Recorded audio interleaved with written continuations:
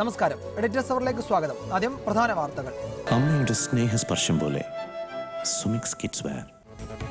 ഫസൽ വധക്കേസിൽ പുറത്തുവന്ന കുറ്റസമ്മതം നിഷേധിച്ച് സുബീഷ്. RSSന് പങ്കുണ്ടെന്ന് പോലീസ് തള്ളിപ്പറയിപ്പിച്ചു. സംഘപരിവാറിനെതിരെ മൊഴി നൽകാൻ പണവും ഭാര്യയ്ക്ക് ജോലിയും വാഗ്ദാനം ചെയ്തു. മൊഴി നിഷേധിച്ചതുകൊണ്ട് സുബീഷ് രക്ഷപ്പെടില്ലെന്ന് P. ജയരാജൻ. സംസ്ഥാനത്ത് പുതിയ ബാറുകൾക്ക് അനുമതി നൽകാൻ തീരുമാനിച്ചിട്ടില്ലെന്ന് എക്സൈസ് മന്ത്രി. തുറക്കാൻ അനുമതി 3 സ്റ്റാർ 4 സ്റ്റാർ പദവി ഉണ്ടായിരുന്ന അടച്ചുപൂട്ടിയ ബാറുകൾക്ക് മാത്രം.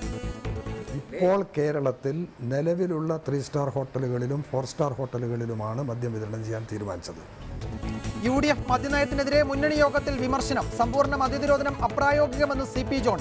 നയം തുടർഭരണം നഷ്ടമാക്കിയെന്ന് K. മുരളീധരൻ. നയത്തിനെതിരായ സമരങ്ങളെ രാഷ്ട്രീയമായി നേരിടുമെന്ന് CPIM. അന്താരാഷ്ട്ര ഡോക്യുമെന്ററി ഫെസ്റ്റിവലിൽ നിന്ന് 3 ചിത്രങ്ങൾ കേന്ദ്ര സർക്കാർ വിലക്കി. അനുമതി നിഷേധിച്ചത് JNU, കശ്മീർ, രോഹിത് വെമുല എന്നിവ പ്രമേയമായ ചിത്രങ്ങൾ. രാജ്യത്ത് സാംസ്കാരിക അടിയന്തരാവസ്ഥയെന്ന് കമൽ. KM മാണിക്കെതിരെ അധിക്ഷേപം ചൊരിഞ്ഞ് വീക്ഷണം. മാണിയുടേത് നെറുകേടിന്റെ രാഷ്ട്രീയ ചരിത്രം. വിലപേശിയും പിടിച്ചുപറിച്ചും സ്ഥാനമാനങ്ങൾ കൈക്കലാക്കുന്നത് മാണിയുടെ ശൈലി. UDF 100 തവണ തോറ്റാലും മാണിയെ തിരികെ വിളിക്കരുതെന്ന് വീക്ഷണം. മുഖപ്രസംഗത്തെ തള്ളി MM ഹസനും രമേശ് ചെന്നിത്തലയും. നിലവാരമില്ലാത്ത വീക്ഷണത്തിന്റെ ഉപദേശം വേണ്ടെന്ന് KM മാണി. മധ്യപ്രദേശിലെ കർഷക പ്രതിഷേധം തണുപ്പിക്കാൻ മുഖ്യമന്ത്രിയുടെ ശ്രമം. ദസറ മൈതാനിയിൽ ശിവരാജ് സിംഗ് ചൗഹാൻ ഉപവാസം തുടങ്ങി. മൻസൂറിലെ വെടിവെപ്പ് നിർഭാഗ്യകരം. കർഷകരുമായി ചർച്ചയ്ക്ക് തയ്യാറെന്നും ചൗഹാൻ. എഡിറ്റേഴ്സ് അവറിലേക്ക് വിശദമായി. രാജ്യത്ത് സാംസ്കാരിക അടിയന്തരാവസ്ഥ നിലനിൽക്കുകയാണെന്ന് കമൽ. 10ാമത് അന്താരാഷ്ട്ര ഡോക്യുമെന്ററി ഫെസ്റ്റിവലിൽ നിന്ന് 3 ഡോക്യുമെന്ററികൾക്ക് കേന്ദ്ര വാർത്താവിനിമയ മന്ത്രാലയം അനുമതി നിഷേധിച്ചെന്ന് കമൽ പറഞ്ഞു. കശ്മീർ, രോഹിത് വെമുല, JNU സമരം എന്നിവ വിഷയങ്ങളായ ചിത്രങ്ങൾക്കാണ് കേന്ദ്ര സർക്കാർ അനുമതി നിഷേധിച്ചത്. രാജ്യത്ത് അപ്രഖ്യാപിത അടിയന്തരാവസ്ഥയാണെന്നും കമൽ പറഞ്ഞു. രോഹിത് വെമുലയുടെ ജീവിതം ആധാരമാക്കി PN രാമചന്ദ്ര സംവിധാനം ചെയ്ത ഇംഗ്ലീഷ് ഡോക്യുമെന്ററിയായ the unbearable being of lightness, Kashmir വിഷയം ആധാരമാക്കിയുള്ള ഫാസിലിന്റെ in the state of fallen Chinar, JNU വിഷയം ആധാരമാക്കി കാത്തു ലൂക്കോസ് സംവിധാനം ചെയ്ത ഹിന്ദി ഡോക്യുമെന്ററിയായ മാർച്ച് മാർച്ച് മാർച്ച് തുടങ്ങിയ 3 ഡോക്യുമെന്ററികൾക്കാണ് കേന്ദ്ര വാർത്താവിനിമയ മന്ത്രാലയം അനുമതി നിഷേധിച്ചിരിക്കുന്നത്. ജൂൺ 16-ന് ആരംഭിക്കുന്ന അന്താരാഷ്ട്ര ഡോക്യുമെന്ററി ഷോർട്ട് ഫിലിം ഫെസ്റ്റിവലിൽ മത്സര വിഭാഗത്തിലും ഫോക്കസ് വിഭാഗത്തിലും പ്രദർശിപ്പിക്കാനാണ് തീരുമാനിച്ചിരുന്നത്. സെലക്ഷൻ കമ്മിറ്റി തിരഞ്ഞെടുത്ത 3 പ്രധാന സിനിമകൾ പ്രദർശിപ്പിക്കാൻ നിവർത്തിയില്ല. ചലച്ചിത്രങ്ങൾക്ക് അനുമതി നിഷേധിച്ച നടപടി ആവിഷ്കാര സ്വാതന്ത്ര്യത്തിനുമുള്ള കടന്നുകയറ്റമാണെന്നും സംവിധായകൻ കമൽ പറഞ്ഞു. ഇന്ത്യയിൽ നടക്കുന്ന ഈ അസഹിഷ്ണുതയും അതുമായിട്ടൊക്കെ ബന്ധപ്പെട്ടിട്ടുള്ള ചില വിഷയങ്ങൾ അഭിമുഖീകരിച്ചുകൊണ്ടുള്ള ഡോക്യുമെന്ററീസിന് INB പെർമിഷൻ തന്നിട്ടില്ല. ഫ്രീഡം ഓഫ് എക്സ്പ്രഷൻ എന്ന് പറയുന്നത് ഇന്ത്യ മഹാരാജ്യത്തിൽ നിരോധിക്കാത്തിടത്തോളം കാലം നമ്മുടെ ആൾക്കാർ നിരോധിച്ചാലും അതിനെതിരെ ഫൈറ്റ് ചെയ്യായിരിക്കും. ഇതൊരു തരം സാംസ്കാരികമായിട്ടുള്ള എമർജൻസി നമ്മളിപ്പോൾ അഭിമുഖീകരിച്ചുകൊണ്ടിരിക്കുകയാണ്. സാംസ്കാരിക അടിയന്തരാവസ്ഥ നിലനിൽക്കുന്നതിന്റെ ഭാഗമായാണ് ചിത്രങ്ങൾ നിരോധിച്ചത്. എന്നാൽ ഇനിയും കലാകാരന്മാർ ഇത്തരത്തിലുള്ള ചിത്രങ്ങളുമായി മുന്നോട്ട് വരുമെന്നും കമൽ കൂട്ടിച്ചേർത്തു.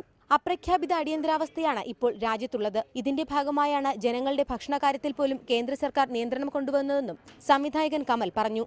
റിപ്പോർട്ടർ, തിരുവനന്തപുരം. ഈ വിഷയമാണ് എഡിറ്റേഴ്സ് അവർ പരിശോധിക്കുന്നത്. ചർച്ചയിൽ പങ്കെടുക്കുന്നത് MP Rajesh MP, advocate B. Gopalakrishnan BJP നേതാവ്, സംവിധായകരായ ശ്രീ MA നിഷാദ്, ശ്രീ സലാം ബാപ്പു, ചലച്ചിത്ര അക്കാദമി ചെയർമാൻ കമലിനെ നമ്മൾ ടെലിഫോൺ ലൈനിൽ പ്രതീക്ഷിക്കുന്നു.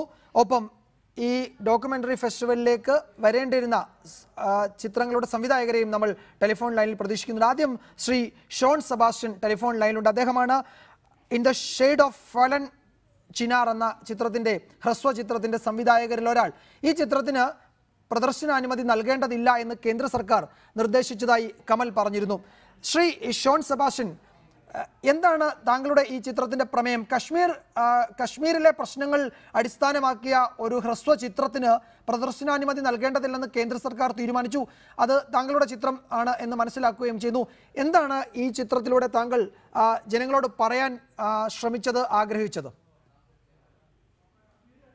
തീർച്ചയായും കശ്മീരിലെ പ്രശ്നങ്ങളോട് കശ്മീർ യൂണിവേഴ്സിറ്റിയിലെ വിദ്യാർത്ഥികൾ, അതായത് കശ്മീർ എസ്പെഷ്യലി സംഗീതം, കല, പെയിന്റിംഗ്, ഫോട്ടോഗ്രാഫി എന്നീ മേഖലകളിൽ പ്രവർത്തിക്കുന്ന വിദ്യാർത്ഥികൾ അവർ കശ്മീരിലെ പ്രശ്നങ്ങളോട് എങ്ങനെ പ്രതികരിക്കുന്നു, അവരുടെ ചുറ്റുമുള്ള പ്രശ്നങ്ങൾ അവരെ എങ്ങനെ ബാധിക്കുന്നു, അത് അവരുടെ കലയെ, അവരുടെ ആർട്ടിനെ എങ്ങനെ സ്വാധീനിക്കുന്നു എന്നതായിരുന്നു ഞങ്ങളുടെ ചിത്രത്തിന്റെ പ്രധാന പ്രമേയം. അതിൽ ഞങ്ങളുടേതായ നമ്മളൊരു ഡോക്യുമെന്ററിയുടെ പ്രധാന ആശയം എന്ന് പറയുമ്പോൾ തന്നെ കാര്യങ്ങൾ ഒരു ഫിൽറ്റേർഡ് അല്ലായി ജനങ്ങളുടെ മുന്നിൽ അവതരിപ്പിക്കുക എന്നതാണ് അതിന്റെ ഒരു പ്രമേയം. അപ്പൊ ഈ ചിത്രത്തിലും ഞങ്ങൾ അത് തന്നെയാണ് ചെയ്തിരിക്കുന്നത്. ഞങ്ങളുടെ ആശയങ്ങളും ഐഡിയോളജികളും മാറ്റിവെച്ച് അവർക്ക് എന്താണ് പറയാനുള്ളത്, അവർക്ക് എന്താണ് പ്രകടിപ്പിക്കാനുള്ളത് എന്നാണ് ഈ ഡോക്യുമെന്ററിയിലൂടെ ഞങ്ങൾ ചെയ്യാൻ ശ്രമിച്ചിട്ടുള്ളത്. ഈ ചിത്രം ഈ അന്താരാഷ്ട്ര ഡോക്യുമെന്ററി ഫെസ്റ്റിവലിലേക്ക് അയക്കുമ്പോൾ അത് സെൻസർ ചെയ്തിരുന്നില്ല. സ്വാഭാവികമായും സെൻസർ ചെയ്യാത്ത ചിത്രങ്ങൾ പ്രദർശിപ്പിക്കുമ്പോൾ കേന്ദ്ര വാർത്താവിതരണ പ്രക്ഷേപണ മന്ത്രാലയത്തിൻ്റെ അനുമതി വാങ്ങണം. അതാണ് അതിൻ്റെ നിയമം. കാരണം അന്താരാഷ്ട്ര നിയമം അല്ലെങ്കിൽ ഫിലിം ഫെസ്റ്റിവലുടെ കാര്യത്തിലെ അന്താരാഷ്ട്ര മാനദണ്ഡം അത് സെൻസർ ചെയ്യേണ്ടതില്ല എന്നതാണ്. പക്ഷേ ഇന്ത്യയിൽ അത് നടപ്പാക്കുന്നത് സെൻസർ ചെയ്യാത്ത ഇത്തരം ഡോക്യുമെൻ്ററികൾ കേന്ദ്ര വാർത്താവിതരണ പ്രക്ഷേപണ മന്ത്രാലയത്തിൻ്റെ പ്രത്യേക അനുമതിയോടുകൂടി പ്രദർശിപ്പിക്കുക എന്നതാണ്. ആ അനുമതിക്ക് വേണ്ടി ചോദിച്ചപ്പോഴാണ് താങ്കളുടെ ചിത്രമടക്കം മൂന്ന് ഹ്രസ്വ ചിത്രങ്ങൾ പ്രദർശിപ്പിക്കേണ്ടതില്ല എന്ന് കേന്ദ്ര സർക്കാർ ചലച്ചിത്ര അക്കാദമിക്ക് സംഘാടകർക്ക് നിർദ്ദേശം നൽകുക. ഈ രീതിയിലൊരു ബുദ്ധിമുട്ട് ഉണ്ടാകുമെന്ന് പ്രതീക്ഷിച്ചിരുന്നോ? ഇല്ല, തീർച്ചയായും പ്രതീക്ഷിച്ചില്ല. കാരണം ഡോക്യുമെന്ററിയും സെൻസർഷിപ്പും ഒരിക്കലും ഒന്നിച്ചു പോകുന്ന കാര്യങ്ങളല്ല. കാരണം മിക്കപ്പോഴും ഡോക്യുമെന്ററികൾ ഭരണകൂടത്തിന്റെ ആശയങ്ങളോട് എന്നും വേറിട്ട് നിൽക്കുന്ന ഒരു നെറേറ്റീവാണ് നമ്മൾ നോക്കിയാൽ മിക്ക ഡോക്യുമെന്ററികളും കാണുന്നത്. അതുകൊണ്ട് തന്നെ ആയിരിക്കണം ഇതുവരെയും താങ്കൾ പറഞ്ഞ പോലുള്ള ഒരു എക്സംഷൻ സർട്ടിഫിക്കറ്റ് മിനിസ്ട്രിക്ക് നൽകുന്നതിന് യാതൊരു കുഴപ്പവും ഉണ്ടായിരുന്നില്ല. ആദ്യമായിട്ടാണ് IDSSKയുടെ ചരിത്രത്തിൽ ആദ്യമായിട്ടാണ് ഈ പറഞ്ഞ പോലെ ഒരു സെൻസർഷിപ്പ് എന്നൊരു ആശയം കടന്നു വരുന്നത്. അത് നമ്മൾ ഈ ബാൻ ചെയ്ത 3 ചിത്രങ്ങളുടെ പ്രമേയങ്ങൾ നോക്കിയാൽ തന്നെ അതിനുള്ള കാരണം വ്യക്തമാവുമെന്നാണ് എനിക്ക് തോന്നുന്നത്. പക്ഷേ ഇത് അയച്ച സമയത്ത് നമ്മൾ ഒരിക്കലും ഇങ്ങനെ ഒരു സെൻസർഷിപ്പ് എന്ന ഒരു പ്രശ്നം നേരിടും എന്ന് നാം വിചാരിച്ചിരുന്നില്ല. കാര്യം ആദ്യമേ തന്നെ ഒരു നിമിഷം ശ്രീ ഷോൺ സെബാസ്റ്റ്യൻ, ഇപ്പോൾ കാശ്മീരിലെ പ്രശ്നങ്ങളെന്ന് പൊതുവെ നമ്മൾ പറയുന്നു. കാശ്മീരിനെ കേന്ദ്രമാക്കിയുള്ള നിരവധി ഹ്രസ്വ ചിത്രങ്ങളും ചലച്ചിത്രങ്ങളുമൊക്കെ നമ്മൾ കണ്ടിട്ടുണ്ട്, അതിനെപ്പറ്റി വായിച്ചിട്ടുണ്ട്, കേട്ടിട്ടുണ്ട്. പക്ഷേ അതിനപ്പുറത്തേക്ക് താങ്കൾ കൃത്യമായി എന്തായിരുന്നു ഈ വിഷയത്തിൽ ജനങ്ങളുമായി സംസാരിക്കാൻ ആഗ്രഹിച്ചത്?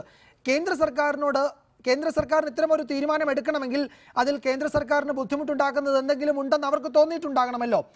യഥാർത്ഥത്തിൽ അത് കുറെ കൂടി നമ്മൾ അതിലേക്ക് വന്നാൽ കാശ്മീരിലെ പ്രശ്നങ്ങൾ, ഈ കലാകാരന്മാർ അവരുടെ ഈ ഒരു ഭാഗത്ത് തീവ്രവാദികൾ, വേറൊരു ഭാഗത്ത് പട്ടാളം, അതിനിടയിൽ ഒരു കൂട്ടം ജനങ്ങൾ, ആ ജനങ്ങളുടെ ഭാഗത്തു നിന്ന് സംസാരിക്കുന്ന ഒരു ഹ്രസ്വ ചിത്രമായിരുന്നുവോ ഈ പറയുന്ന ചിത്രം?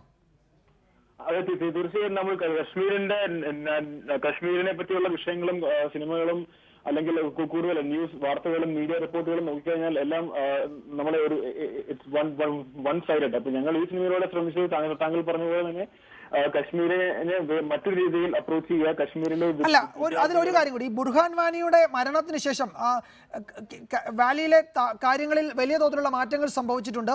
അവിടെ ആ പ്രക്ഷോഭത്തിന് കുറെ കൂടി ശക്തി ഉണ്ടാവുകയും ചെയ്തു. അതിനു മുമ്പും അതിനുശേഷവും നടന്ന പ്രക്ഷോഭങ്ങൾക്ക് 2 സ്വഭാവവുമുണ്ട്. ഇതിൽ ഏത് ഘട്ടത്തിലായിരുന്നു താങ്കൾ കാശ്മീരിലെത്തിയത്? ഈ ഘട്ടത്തിന്റെ ചിത്രീകരണം ബുർഹാൻ വാനിയുടെ മരണത്തിന് മുൻപുള്ള 1 മാസം വരെ ഇതിനുള്ള ചിത്രീകരണം. അപ്പൊ ഞങ്ങൾ ഈ സിനിമ നമ്മൾ സാധാരണ ഡോക്യുമെന്ററി പോലെ ഫെസ്റ്റിവൽ റിലീസിനാണ് പ്ലാൻ ചെയ്തതെങ്കിലും ഈ ബുർഹാൻ വാനിയുടെ മരണത്തോടനുബന്ധിച്ചുള്ള പ്രശ്നങ്ങളും കശ്മീർ ഡിസ്കോഴ്സ് നമ്മുടെ എല്ലാം ജീവിതത്തിന്റെ ഭാഗമായതിനെ തുടർന്നാണ് ഞങ്ങൾ ഓൺലൈൻ റിലീസ് ചെയ്യാൻ തീരുമാനിച്ചത്. അപ്പോൾ ബുർഹാൻ വാനിയുടെ മരണത്തിന് മുൻപുള്ള സമയത്തായിരുന്നു ഞങ്ങളവിടെ ഉണ്ടായിരുന്നത്. ശരി, താങ്കൾ തുടരുക. ഞാൻ ഈ ചർച്ചയുടെ അടുത്ത ഘട്ടത്തിൽ താങ്കളിലേക്ക് വീണ്ടും വരുന്നുണ്ട്. ശ്രീ ബി ഗോപാലകൃഷ്ണൻ, എന്തിനാണ് ഇങ്ങനെ കേന്ദ്ര സർക്കാർ ആശങ്കപ്പെടുന്നത്? ഇപ്പോൾ കശ്മീർ എന്ന് കേൾക്കുമ്പോഴോ, രോഹിത് വെമുല എന്ന് കേൾക്കുമ്പോഴോ, JNU എന്ന് കേൾക്കുമ്പോഴോ കേന്ദ്ര സർക്കാർ എന്തിനാണ് ഇത്ര ആശങ്ക? കേന്ദ്ര സർക്കാർ ആരെയാണ് ഭയപ്പെടുന്നത്? ഇതൊക്കെ പ്രമേയമാകുന്ന സിനിമകളോ ഹ്രസ്വ ചിത്രങ്ങളോ പുസ്തകങ്ങളോ ഒക്കെ നാട്ടിൽ ജനങ്ങൾ കാണുകയോ വായിക്കുകയോ മനസ്സിലാക്കുകയോ ചെയ്താൽ എന്ത് സംഭവിക്കാനാണ്? ഇത്തരത്തിലുള്ള സാംസ്കാരിക വേദികളിൽ അവ വിലക്കുമ്പോൾ അത് വിലക്കുന്നത് കൊണ്ട് എന്താണ് കേന്ദ്ര സർക്കാർ ഉദ്ദേശിക്കുന്നത്?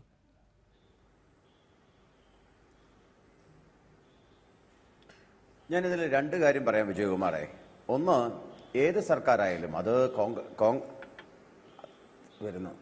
ഒന്ന് കോൺഗ്രസിൻ്റെ സർക്കാരായാലും BJPയുടെ സർക്കാരായാലും ഏത് സർക്കാരായാലും ശരി, ഒരു കാര്യം വളരെ കൃത്യമാണ്. നിങ്ങളുടെ ഓഡിയോ തകരാറുണ്ട്, എൻ്റെ ചെവിയിൽ അത് വീണ്ടും അടിക്കുന്നതുകൊണ്ട് പറയാൻ ബുദ്ധിമുട്ടുണ്ട്. ഏത് സർക്കാരായാലും ശരി, ഒരു കാര്യം പറയാതിരിക്കാൻ നിർവാഹമില്ല. ശരിയായി, ഒരു കാര്യം പറയാതിരിക്കാൻ നിർവാഹമില്ല. മറ്റൊന്നുമല്ല, ആ സർക്കാർ ജനങ്ങളെ അസ്ഥിരപ്പെടുത്തുന്ന, രാജ്യത്തെ അസ്ഥിരപ്പെടുത്തുന്ന, രാജ്യദ്രോഹപരമായ നിലപാട് സ്വീകരിക്കുന്ന, രാജ്യത്ത് വിഘടനവാദം ഉണ്ടാക്കുന്ന ഒരു കാഴ്ചപ്പാടിനെയോ ഒരു പുസ്തകത്തെയോ ഒരു സാംസ്കാരികമായി എന്ന് പേര് പറയുന്ന പ്രദർശനത്തെയോ ഒന്നും ഒരു സർക്കാരും ഒരു കാലത്തും അനുവദിച്ചിട്ടില്ല. അത്ര വലിയ വിശാല വീക്ഷണം ഒരു ഗവൺമെന്റിന്റെ ഭാഗത്തുനിന്ന് ഒരിക്കലും ഉണ്ടായിട്ടില്ല. അങ്ങനെ ഉണ്ടായിട്ടുണ്ട് എന്ന് പറയേണ്ട ആവശ്യമില്ല. അങ്ങനെ ഉണ്ടായിട്ടുണ്ടെങ്കിൽ ഭഗവാൻ കാലുമാറുന്നു എന്ന് പറയുന്ന നാടകം നിരോധിക്കേണ്ടിയിരുന്നില്ല. ക്രിസ്തുവിന്റെ 6-ാം തിരുമുറിവ് നിരോധിക്കേണ്ടി വരുമായിരുന്നില്ല. ബുക്കർ സമ്മാനം നേടിയ അരുന്ധതി റോയിയുടെ പുസ്തകം 65 ഭാഷകളിൽ അത് വിവർത്തനം ചെയ്തിട്ടും മലയാളത്തിൽ വിവർത്തനം ചെയ്യാൻ കഴിഞ്ഞില്ല. വളരെ അടുത്താണ് കഴിഞ്ഞത്. എന്താ കാരണം എന്നുള്ളത് ഞാൻ പറയേണ്ട ആവശ്യമില്ലല്ലോ. അപ്പോൾ എത്രയെത്ര സംഭവങ്ങൾ. ഭഗവാൻ കാലുമാറുന്നു എന്ന് പറയുന്ന നാടകം നിരോധിച്ചു. വേണ്ട, നിങ്ങൾ എന്നെ കമ്മ്യൂണിസ്റ്റാക്കി, നിങ്ങൾ എന്നെ കമ്മ്യൂണിസ്റ്റാക്കി എന്ന് പറയുന്ന നാടകത്തിന് ബദലായിട്ട് സിവിക് ചന്ദ്രൻ കൊണ്ടുവന്നു. നിങ്ങൾ ആരെ കമ്മ്യൂണിസ്റ്റാക്കി? ഞാൻ ചോദിക്കാൻ ആഗ്രഹിക്കുന്നു വിജയകുമാർ. വലിയ വലിയ സാംസ്കാരിക തനിമ ആവശ്യപ്പെടുന്ന കമലടക്കമുള്ള ആളുകൾ നിങ്ങൾ ആരെ കമ്മ്യൂണിസ്റ്റാക്കി എന്ന സിവിക് ചന്ദ്രന്റെ 53 വേദികളിലാണ് ആകെ കളിച്ചത്. 50 വേദികളിലും അത് തല്ലിയുടച്ചു CPM-ഉം അതുപോലെ കമ്മ്യൂണിസ്റ്റ് പാർട്ടിയും. ഇന്നും അത് സുപ്രീം കോടതിയിൽ കേസ് കിടക്കുക. നിങ്ങൾ ആരെ കമ്മ്യൂണിസ്റ്റാക്കി എന്ന് പറയുന്ന ആ നാടകം, സിവിക് ചന്ദ്രന്റെ നാടകം, പുരോഗമന കലാ മേഖലയുമായി പ്രവർത്തിച്ചിരുന്ന സിവിക് ചന്ദ്രന്റെ നാടകം അതിന്റെ ഭരണകൂടം അനുവദിക്കാതിരിക്കുക എന്നത് പ്രധാനപ്പെട്ട പ്രശ്നമല്ലേ? ഗവൺമെന്റ് തീരുമാനിക്കുന്നു ഇത് രാജ്യദ്രോഹം ഉള്ളതാണ് എന്ന് തീരുമാനിക്കുന്നു, ഇതിന് വേദി കൊടുക്കേണ്ടതില്ല എന്ന് തീരുമാനിക്കുന്നു, ഇത് അനുവദിക്കേണ്ടതില്ല എന്ന് തീരുമാനിക്കുന്നു. ഈ നിങ്ങൾ പറയുന്ന ഈ നിങ്ങൾ ആരെ കമ്മ്യൂണിസ്റ്റ് ആക്കി എന്നത് ഒരു ബദൽ നാടകം എന്ന നിലയിൽ അവതരിപ്പിക്കുകയാണ് ചെയ്തതെങ്കിൽ ഇത് രണ്ടും രണ്ടാണ്. ഇത് കേന്ദ്ര സർക്കാർ പറയുകയാണ് രോഹിത് വെമുലയുടെ കഥ പറയുന്ന ഏതെങ്കിലും ഒരു ഹ്രസ്വചിത്രം പ്രദർശിപ്പിക്കേണ്ടതില്ല, കശ്മീരിലെ പ്രശ്നങ്ങളെ പറ്റിയുള്ള ഹ്രസ്വചിത്രം പ്രദർശിപ്പിക്കേണ്ടതില്ല, ജവഹർലാൽ നെഹ്റു യൂണിവേഴ്സിറ്റിയിലെ സമരങ്ങളെ പറ്റി പറയുന്ന ഹ്രസ്വചിത്രം പ്രദർശിപ്പിക്കേണ്ടതില്ല എന്ന് കേന്ദ്ര സർക്കാർ വിലക്കുകയാണ്. ഇത് രണ്ടും രണ്ടാണ്. അതിനെ രണ്ടായി തന്നെ സമീപിക്കണം. ഞാൻ ആദ്യം ഭഗവാൻ കാലുമാറുന്നതിനെ കുറിച്ചും ക്രിസ്തുവിന്റെ 6-ാം തിരുമുറിയെ കുറിച്ചും പറഞ്ഞു. അത് നിരോധിച്ചത് ഗവൺമെന്റാണ്. അതവിടെ കിടക്കട്ടെ. ഞാനിപ്പം വിജയകുമാർ പറഞ്ഞതിന് ഞാൻ ബദലായി പറയാൻ ആഗ്രഹിക്കുന്നത്, വിജയകുമാർ നിങ്ങളൊരു കാര്യം മനസ്സിലാക്കുക. JNU വിഷയത്തിൽ ഉയർത്തിക്കൊണ്ടുവന്നിട്ടുള്ള മുദ്രാവാക്യമുണ്ട്, ആസാദി കാശ്മീർ, അതുപോലെ കേരളത്തിന്റെ സ്വാതന്ത്ര്യം, ജമ്മു കാശ്മീരിന്റെ സ്വാതന്ത്ര്യം. ആ വിഷയം എന്ന് പറയുന്നത് രാഷ്ട്രത്തിന്റെ അഖണ്ഡതയ്ക്ക് വിരുദ്ധമായിട്ടുള്ള കാഴ്ചപ്പാടാണ്. അതുപോലെ തന്നെയാണ് രോഹിത് വെമുലയുടെ വിഷയത്തിലും അന്നത്തെ മുദ്രാവാക്യം. അപ്പൊ ഇത്തരം രാജ്യത്തിന്റെ അഖണ്ഡതയ്ക്കെതിരായിട്ടുള്ള ഒരു നിലപാട് വന്നാൽ ആ നിലപാട് ഏത് ഗവൺമെന്റ് ഭരിച്ചാലും ആ ഗവൺമെന്റ് അതിന് അനുമതി കൊടുക്കാറില്ല. ഒന്ന്. രണ്ടാമത്തെ കാര്യം വിജയകുമാർ, ഞാൻ വളരെ സിമ്പിളായിട്ട് ചോദിക്കുകയാണ്, ഗവൺമെന്റിന്റെ അനുമതി വേണ്ട ഇവിടെ ഈ നാടകം കളിക്കാൻ. ഇവിടെ ഈ കമൽ എന്ന് പറയുന്ന മനുഷ്യൻ, അദ്ദേഹം എല്ലാ കാലത്തും കാണിക്കുന്ന ഒരുതരം ജാടയുണ്ട്. ആ ജാടയാണ് ഇവിടെയും കാണിച്ചുകൊണ്ടിരിക്കുന്നത്, ഒരു വ്യാജ മതേതരവാദിയുടെ ജാട. ഞാൻ ചോദിക്കട്ടെ, കേന്ദ്ര ഗവൺമെന്റിനോട് അനുമതി എന്തിനാ ചോദിക്കുന്നത്? ഞാൻ മനസ്സിലാക്കിയിടത്തോളം ഞാനിതിന്റെ സാങ്കേതികമായി ചില ആളുകളുമായി സംസാരിച്ചു. അവരിൽ നിന്ന് കിട്ടിയ വിവരം അനുസരിച്ച് കേന്ദ്ര വാർത്താ വിതരണ വകുപ്പിന്റെ അനുമതി ഇത്തരം മേളയ്ക്ക് ആവശ്യമില്ല. മേളയിൽ കാരണം താങ്കൾക്ക് ചെറിയ പിഴവ് പറ്റി. അതായത് അത് ഞാൻ പറഞ്ഞു തരാം. ഞാനൊന്ന് പറഞ്ഞോട്ടെ. ഞാൻ പറഞ്ഞു തരാം. അതായത് ഈ ചലച്ചിത്ര മേളകളുടെ അന്താരാഷ്ട്ര മാനദണ്ഡ പ്രകാരമാണ് ഈ അനുമതി വേണ്ട എന്നുള്ള കാര്യം. പക്ഷേ അത് ഇന്ത്യയിൽ ഈ ചലച്ചിത്ര മേളകൾ നടത്തുമ്പോൾ സെൻസർ ചെയ്യാത്ത ചിത്രങ്ങൾ, അത് സിനിമയാണെങ്കിലും ഹ്രസ്വചിത്രമാണെങ്കിലും ഡോക്യുമെന്ററികളാണെങ്കിലും കേന്ദ്ര വാർത്താവിനിമയ മന്ത്രാലയത്തിന്റെ പ്രത്യേക അനുമതിയോടുകൂടിയാണ് പ്രദർശിപ്പിക്കാൻ കഴിയും. അത് IFFK-യിലൊക്കെ അത്തരം ചിത്രങ്ങൾക്ക് കേന്ദ്ര സർക്കാർ വാർത്താ വിതരണ പ്രക്ഷേപണ മന്ത്രാലയത്തിന്റെ അനുമതി കിട്ടാതിരുന്നപ്പോൾ കോടതികൾ വഴി അത് വാങ്ങി പ്രദർശിപ്പിച്ചത് സമീപകാലത്തുണ്ടായ സംഭവമാണ്. ഒരു മിനിറ്റ് വിജയകുമാർ, ഞാൻ വരുന്നത് അത് തന്നെയാണ്. ഞാൻ പറഞ്ഞു വന്നത് ഇവിടെ കളിക്കേണ്ടതിന് വെറും ഒരു അഫിഡവിറ്റ് സ്വീകരിച്ചാൽ മതി എന്നാണ് ഞാൻ മനസ്സിലാക്കിയത്. ആ അഫിഡവിറ്റ് എന്ന് പറയുന്നത്, ഞാൻ പറഞ്ഞല്ലോ, സബ്ജക്ട് ടു കറക്ഷൻ ആണ്. ആ അഫിഡവിറ്റ് എന്ന് പറയുന്നത് അതിന്റെ സംവിധായകനാണ് കൊടുക്കേണ്ടത്. ഇത് കലാപം ഉണ്ടാക്കേണ്ടതല്ല. ഇത് രാജ്യവിരുദ്ധമല്ല, ഇത് രാജ്യദ്രോഹമല്ല, ഇത് എന്റെ സിനിമയാണ്, ആ സിനിമ കലാമൂല്യമുള്ള സിനിമയാണ് എന്ന് അഫിഡവിറ്റ് കൊടുക്കണമെന്ന് ഞാൻ കൃത്യമായി പറഞ്ഞു. സബ്ജക്ട് കറക്ഷൻ എനിക്ക് ഇതിന്റെ സാങ്കേതിക മേഖല അറിയില്ല. ശ്രീ ഗോപാലകൃഷ്ണൻ, അത് വേണം, അഫിഡവിറ്റ് വേണം. പക്ഷേ സെൻസർ ചെയ്യാത്തത് പ്രദർശിപ്പിക്കണമെങ്കിൽ, അത് ഇത്തരം ഫിലിം ഫെസ്റ്റിവലിൽ കൊണ്ടുവരണമെങ്കിൽ കേന്ദ്ര സർക്കാരിന്റെ ഒരു പെർമിഷൻ കൂടി വേണം. അത് വേണം എന്നതുകൊണ്ടാണ് ഇതിലേക്ക് പോകുന്നത്, ഈ കേന്ദ്ര വാർത്താ വിതരണ പ്രക്ഷേപണ മന്ത്രാലയത്തിലേക്ക് പോകുന്നത്. ഞാൻ ഒരു കാര്യം കൂടി പറയാം. ഈ മേളയിൽ, അതായത് ഈ ഫെസ്റ്റിവലിൽ നൂറുകണക്കിന് ചിത്രങ്ങൾ അങ്ങനെ വന്നിരുന്നു. അതിലെല്ലാ ബാക്കിയുള്ളതിനൊക്കെ കേന്ദ്ര സർക്കാർ അനുമതി കൊടുത്തു. ഈ 3 എണ്ണത്തിന് മാത്രമാണ് കൊടുക്കാതിരുന്നത്. ഞാൻ അതിലേക്ക് വരാം, താങ്കളിലേക്ക്. ശ്രീ എം പി രാജേഷ്, ഇതൊക്കെ സാങ്കേതികമായ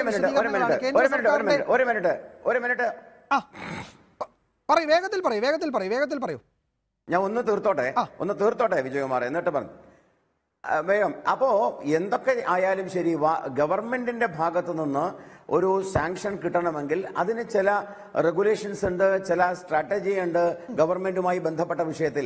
അത്തരം വിഷയം വരുമ്പോൾ ഈ വിഷയങ്ങളിൽ JNU അടക്കമുള്ള വിഷയം എപ്പോഴും രാജ്യവിരുദ്ധമായിട്ടുള്ളതാണ് എന്നുള്ളത് കൊണ്ടായിരിക്കാം ഒരുപക്ഷെ ഈ പ്രദർശന അനുമതി കൊടുക്കാതിരിക്കുക. ശ്രീ എം പി രാജേഷ്, ഇതാണ് ഇപ്പോൾ കേന്ദ്ര ഗവൺമെന്റിന്റെ അനുമതി വേണമെങ്കിൽ കേന്ദ്ര സർക്കാരിന്റെ ചില അളവുകോലുണ്ട്. ആ അളവുകോൽ അനുസരിച്ച് അളന്നെങ്കിൽ മാത്രമേ അനുമതി കൊടുക്കുകയുള്ളൂ. ഇതിൽ രാജ്യവിരുദ്ധത എന്നത് വളരെ പ്രധാനപ്പെട്ട പ്രശ്നമാണ്. ഗവൺമെന്റിനെ വിമർശിക്കുന്നു എന്നതാവാം ഒരുപക്ഷെ ഇവിടെ ഇത്തരം പ്രശ്നങ്ങളുടെ അടിസ്ഥാന കാരണമെന്ന് തോന്നിയിട്ടുണ്ടോ? ഈ ജവഹർലാൽ നെഹ്റു യൂണിവേഴ്സിറ്റിയിലെ സമരവും ഒക്കെയായി ബന്ധപ്പെട്ട ഒരു ഹ്രസ്വചിത്രം, അത് ഇത്തരം മേളകളിൽ പ്രദർശിപ്പിക്കേണ്ടതില്ല എന്ന തീരുമാനം വരുമ്പോൾ അത് രാജ്യവിരുദ്ധമാണ്, അതിലെ കണ്ടന്റ് എന്ന് കേന്ദ്ര സർക്കാരിന്, വാർത്താ വിതരണ പ്രക്ഷേപണ മന്ത്രാലയത്തിന് തോന്നിയിട്ടുണ്ടാകും. അതുകൊണ്ടാണ് അതിന് അനുമതി കൊടുക്കാത്തതെന്നാണ് ശ്രീ ബി ഗോപാലകൃഷ്ണൻ വിശദീകരിക്കുന്നത്.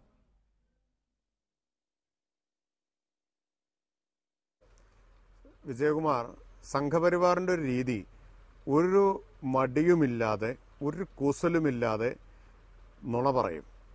പിടിക്കപ്പെട്ട് കഴിഞ്ഞാൽ ഒരു ലജ്ജയും പ്രകടിപ്പിക്കുകയുമില്ല. അത് കഴിഞ്ഞ് കുറേ ദിവസങ്ങളിലായിട്ടില്ലെങ്കിൽ കുറേ കാലമായിട്ടും നമ്മൾ കണ്ടുകൊണ്ടിരിക്കുന്നതാണ്. ഇവിടെ എത്ര സൂത്രത്തിലാണ് കേന്ദ്ര സർക്കാരിൻ്റെ അനുമതിയുടെ ആവശ്യമേ ഇല്ല എന്ന് പറഞ്ഞത്, അത് പറഞ്ഞ് സ്ഥാപിക്കാൻ ശ്രമിച്ചത്. കേന്ദ്ര സർക്കാരിൻ്റെ അനുമതി എന്തിനാണ് കേന്ദ്ര സർക്കാരിൻ്റെ, അത് ജാടയാണ് എന്നാണ് പറഞ്ഞത്.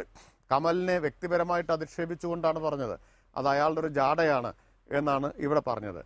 അപ്പോൾ അതപ്പോൾ തന്നെ വിജയകുമാർ പൊളിച്ചതുകൊണ്ട് കേന്ദ്ര സർക്കാർ അനുമതി വേണം എന്ന് വന്നതോടുകൂടി അത് തന്നെയാണ് പറയുന്നത് എന്നായി പിന്നെ വാദം. ഇതാണ് രീതി എന്നത്. പിടിക്കപ്പെട്ടില്ലെങ്കിൽ സൗകര്യമായി, പിടിക്കപ്പെട്ട് കഴിഞ്ഞാൽ പിന്നെ അത് തന്നെയാണ് ഞാനും പറഞ്ഞത് എന്ന് പറയാ. എന്ത് തരത്തിലുള്ളൊരു സംവാദമാണ് ഇങ്ങനെ സാധ്യമാവുക എന്ന് ആലോചിച്ച് നോക്കൂ. പിന്നെ ഇവിടെ രാജ്യവിരുദ്ധത, ആരാ രാജ്യവിരുദ്ധർ, ദേശവിരുദ്ധർ എന്നുള്ളത്? ഇപ്പൊ JNUവിനെ കുറിച്ച് പറയുന്നുണ്ട്. JNUവിൽ ദേശവിരുദ്ധ പ്രവർത്തനം നടത്തിയതാരാണ്? എത്ര സൂത്രത്തിലാണ് വീണ്ടും അവിടെ ദുർവ്യാഖ്യാനം ചെയ്തത്? JNUവിലെ മുദ്രാവാക്യം എന്തായിരുന്നു? ഭൂക്മാരി സെ ആസാദി, മനുവാദ് സെ ആസാദി, ഇതായിരുന്നു അവിടുത്തെ മുദ്രാവാക്യം. എന്ന് പറഞ്ഞാൽ എന്താ? പട്ടിണിയിൽ നിന്ന് സ്വാതന്ത്ര്യം, മനുവാദത്തിൽ നിന്ന് സ്വാതന്ത്ര്യം. ആ നിലയിലാണ് അവിടുത്തെ മുദ്രാവാക്യങ്ങൾ ഉണ്ടായിരുന്നത്. ആ സ്വാതന്ത്ര്യം, പട്ടിണിയിൽ നിന്നും ജാതിവാദത്തിൽ നിന്നുമുള്ള സ്വാതന്ത്ര്യത്തെയാണ് ഇന്ത്യയുടെ ഓരോ സംസ്ഥാനങ്ങൾക്കുള്ള സ്വാതന്ത്ര്യം എന്നായിട്ട് ഇവർ വ്യാഖ്യാനിച്ചത്. അതാണ് ദേശവിരുദ്ധം. ദേശവിരുദ്ധമായിട്ട് അതിനെ വ്യാഖ്യാനിക്കുകയാണ് ചെയ്തിട്ടുള്ളത് എന്ന് നമ്മൾ കാണണം. രണ്ടാമത്തത്, ഗവൺമെന്റിനെ വിമർശിച്ചാൽ രാജ്യദ്രോഹമാവുമോ? അത് എന്ത് നിർവചനമാണുള്ളത്? അങ്ങനെയാണെങ്കിൽ BJP പ്രതിപക്ഷത്തിരുന്ന കാലത്തൊന്നും അന്നത്തെ ഗവൺമെന്റിനെ വിമർശിച്ചിട്ടില്ലേ? സർക്കാരിനെതിരായ വിമർശനമല്ല രാജ്യദ്രോഹം എന്ന് പറയുന്നത്. ഇനി സംഘപരിവാർ ബാക്കിയുള്ളവരെല്ലാം രാജ്യദ്രോഹികൾ എന്ന് വിശേഷിപ്പിക്കുന്നു. ആരൊക്കെയാണ്? രോഹിത് വെമുല രാജ്യദ്രോഹിയാണ്, പിന്നെ കമ്മ്യൂണിസ്റ്റുകാരൊക്കെ രാജ്യദ്രോഹിയാണ്, ന്യൂനപക്ഷങ്ങളും രാജ്യദ്രോഹിയാണ്. ദളിതനും ന്യൂനപക്ഷക്കാരും കമ്മ്യൂണിസ്റ്റുകാരും രാജ്യദ്രോഹികളായിട്ട് ഇവർ നേരത്തെ തന്നെ മുദ്ര കുത്തിയിട്ടുള്ളതാണ്. പുതിയ കാര്യമൊന്നുമല്ല, കുറെ കാലമായിട്ടത് മുദ്ര കുത്തിക്കൊണ്ടിരിക്കുകയാണ്.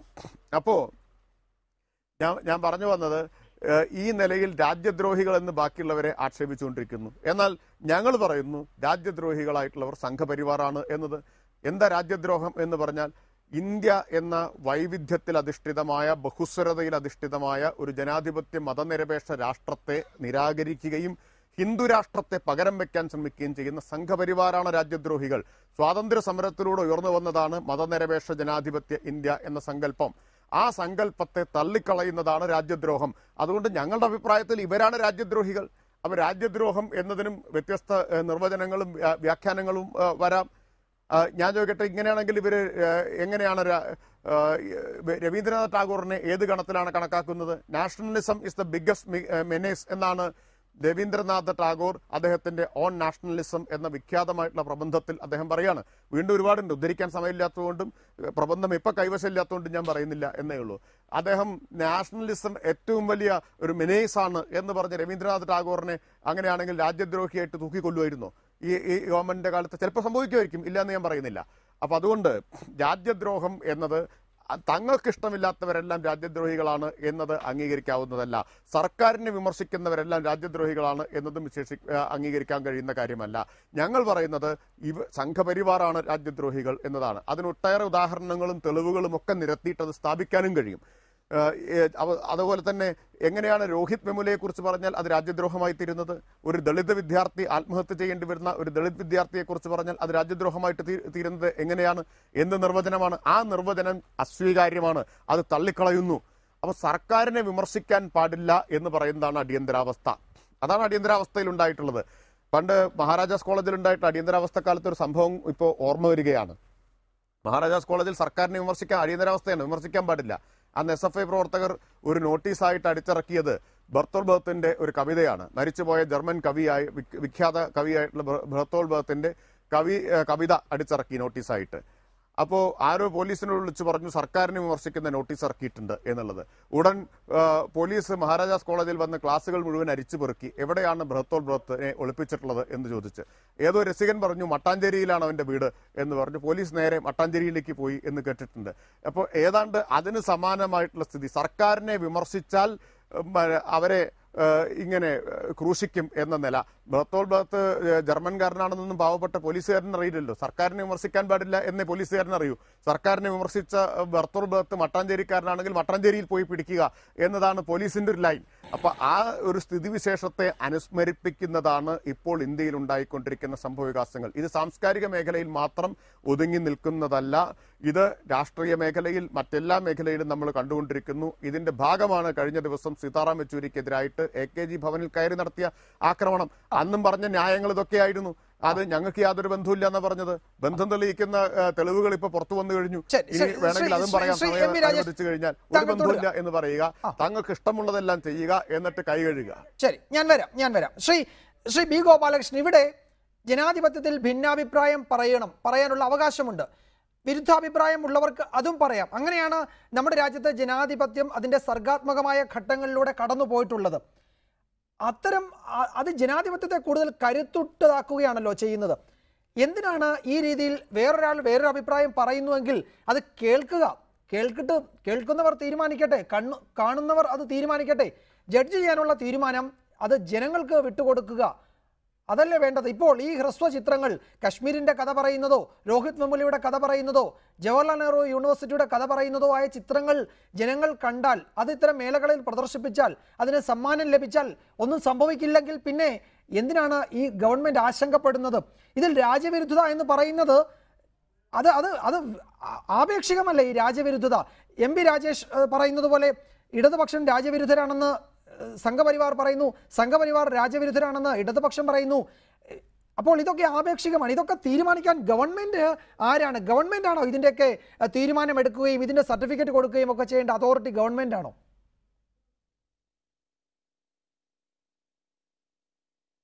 ഗവൺമെന്റിന് ഇതൊന്നും സർട്ടിഫിക്കറ്റ് കൊടുക്കണ്ട, ഗവൺമെന്റ് ഇതിലൊന്നും ഇടപെടണ്ട എന്ന് പറയുന്നത് തന്നെ ശരിക്കു പറഞ്ഞാൽ കുറ്റമല്ലേ?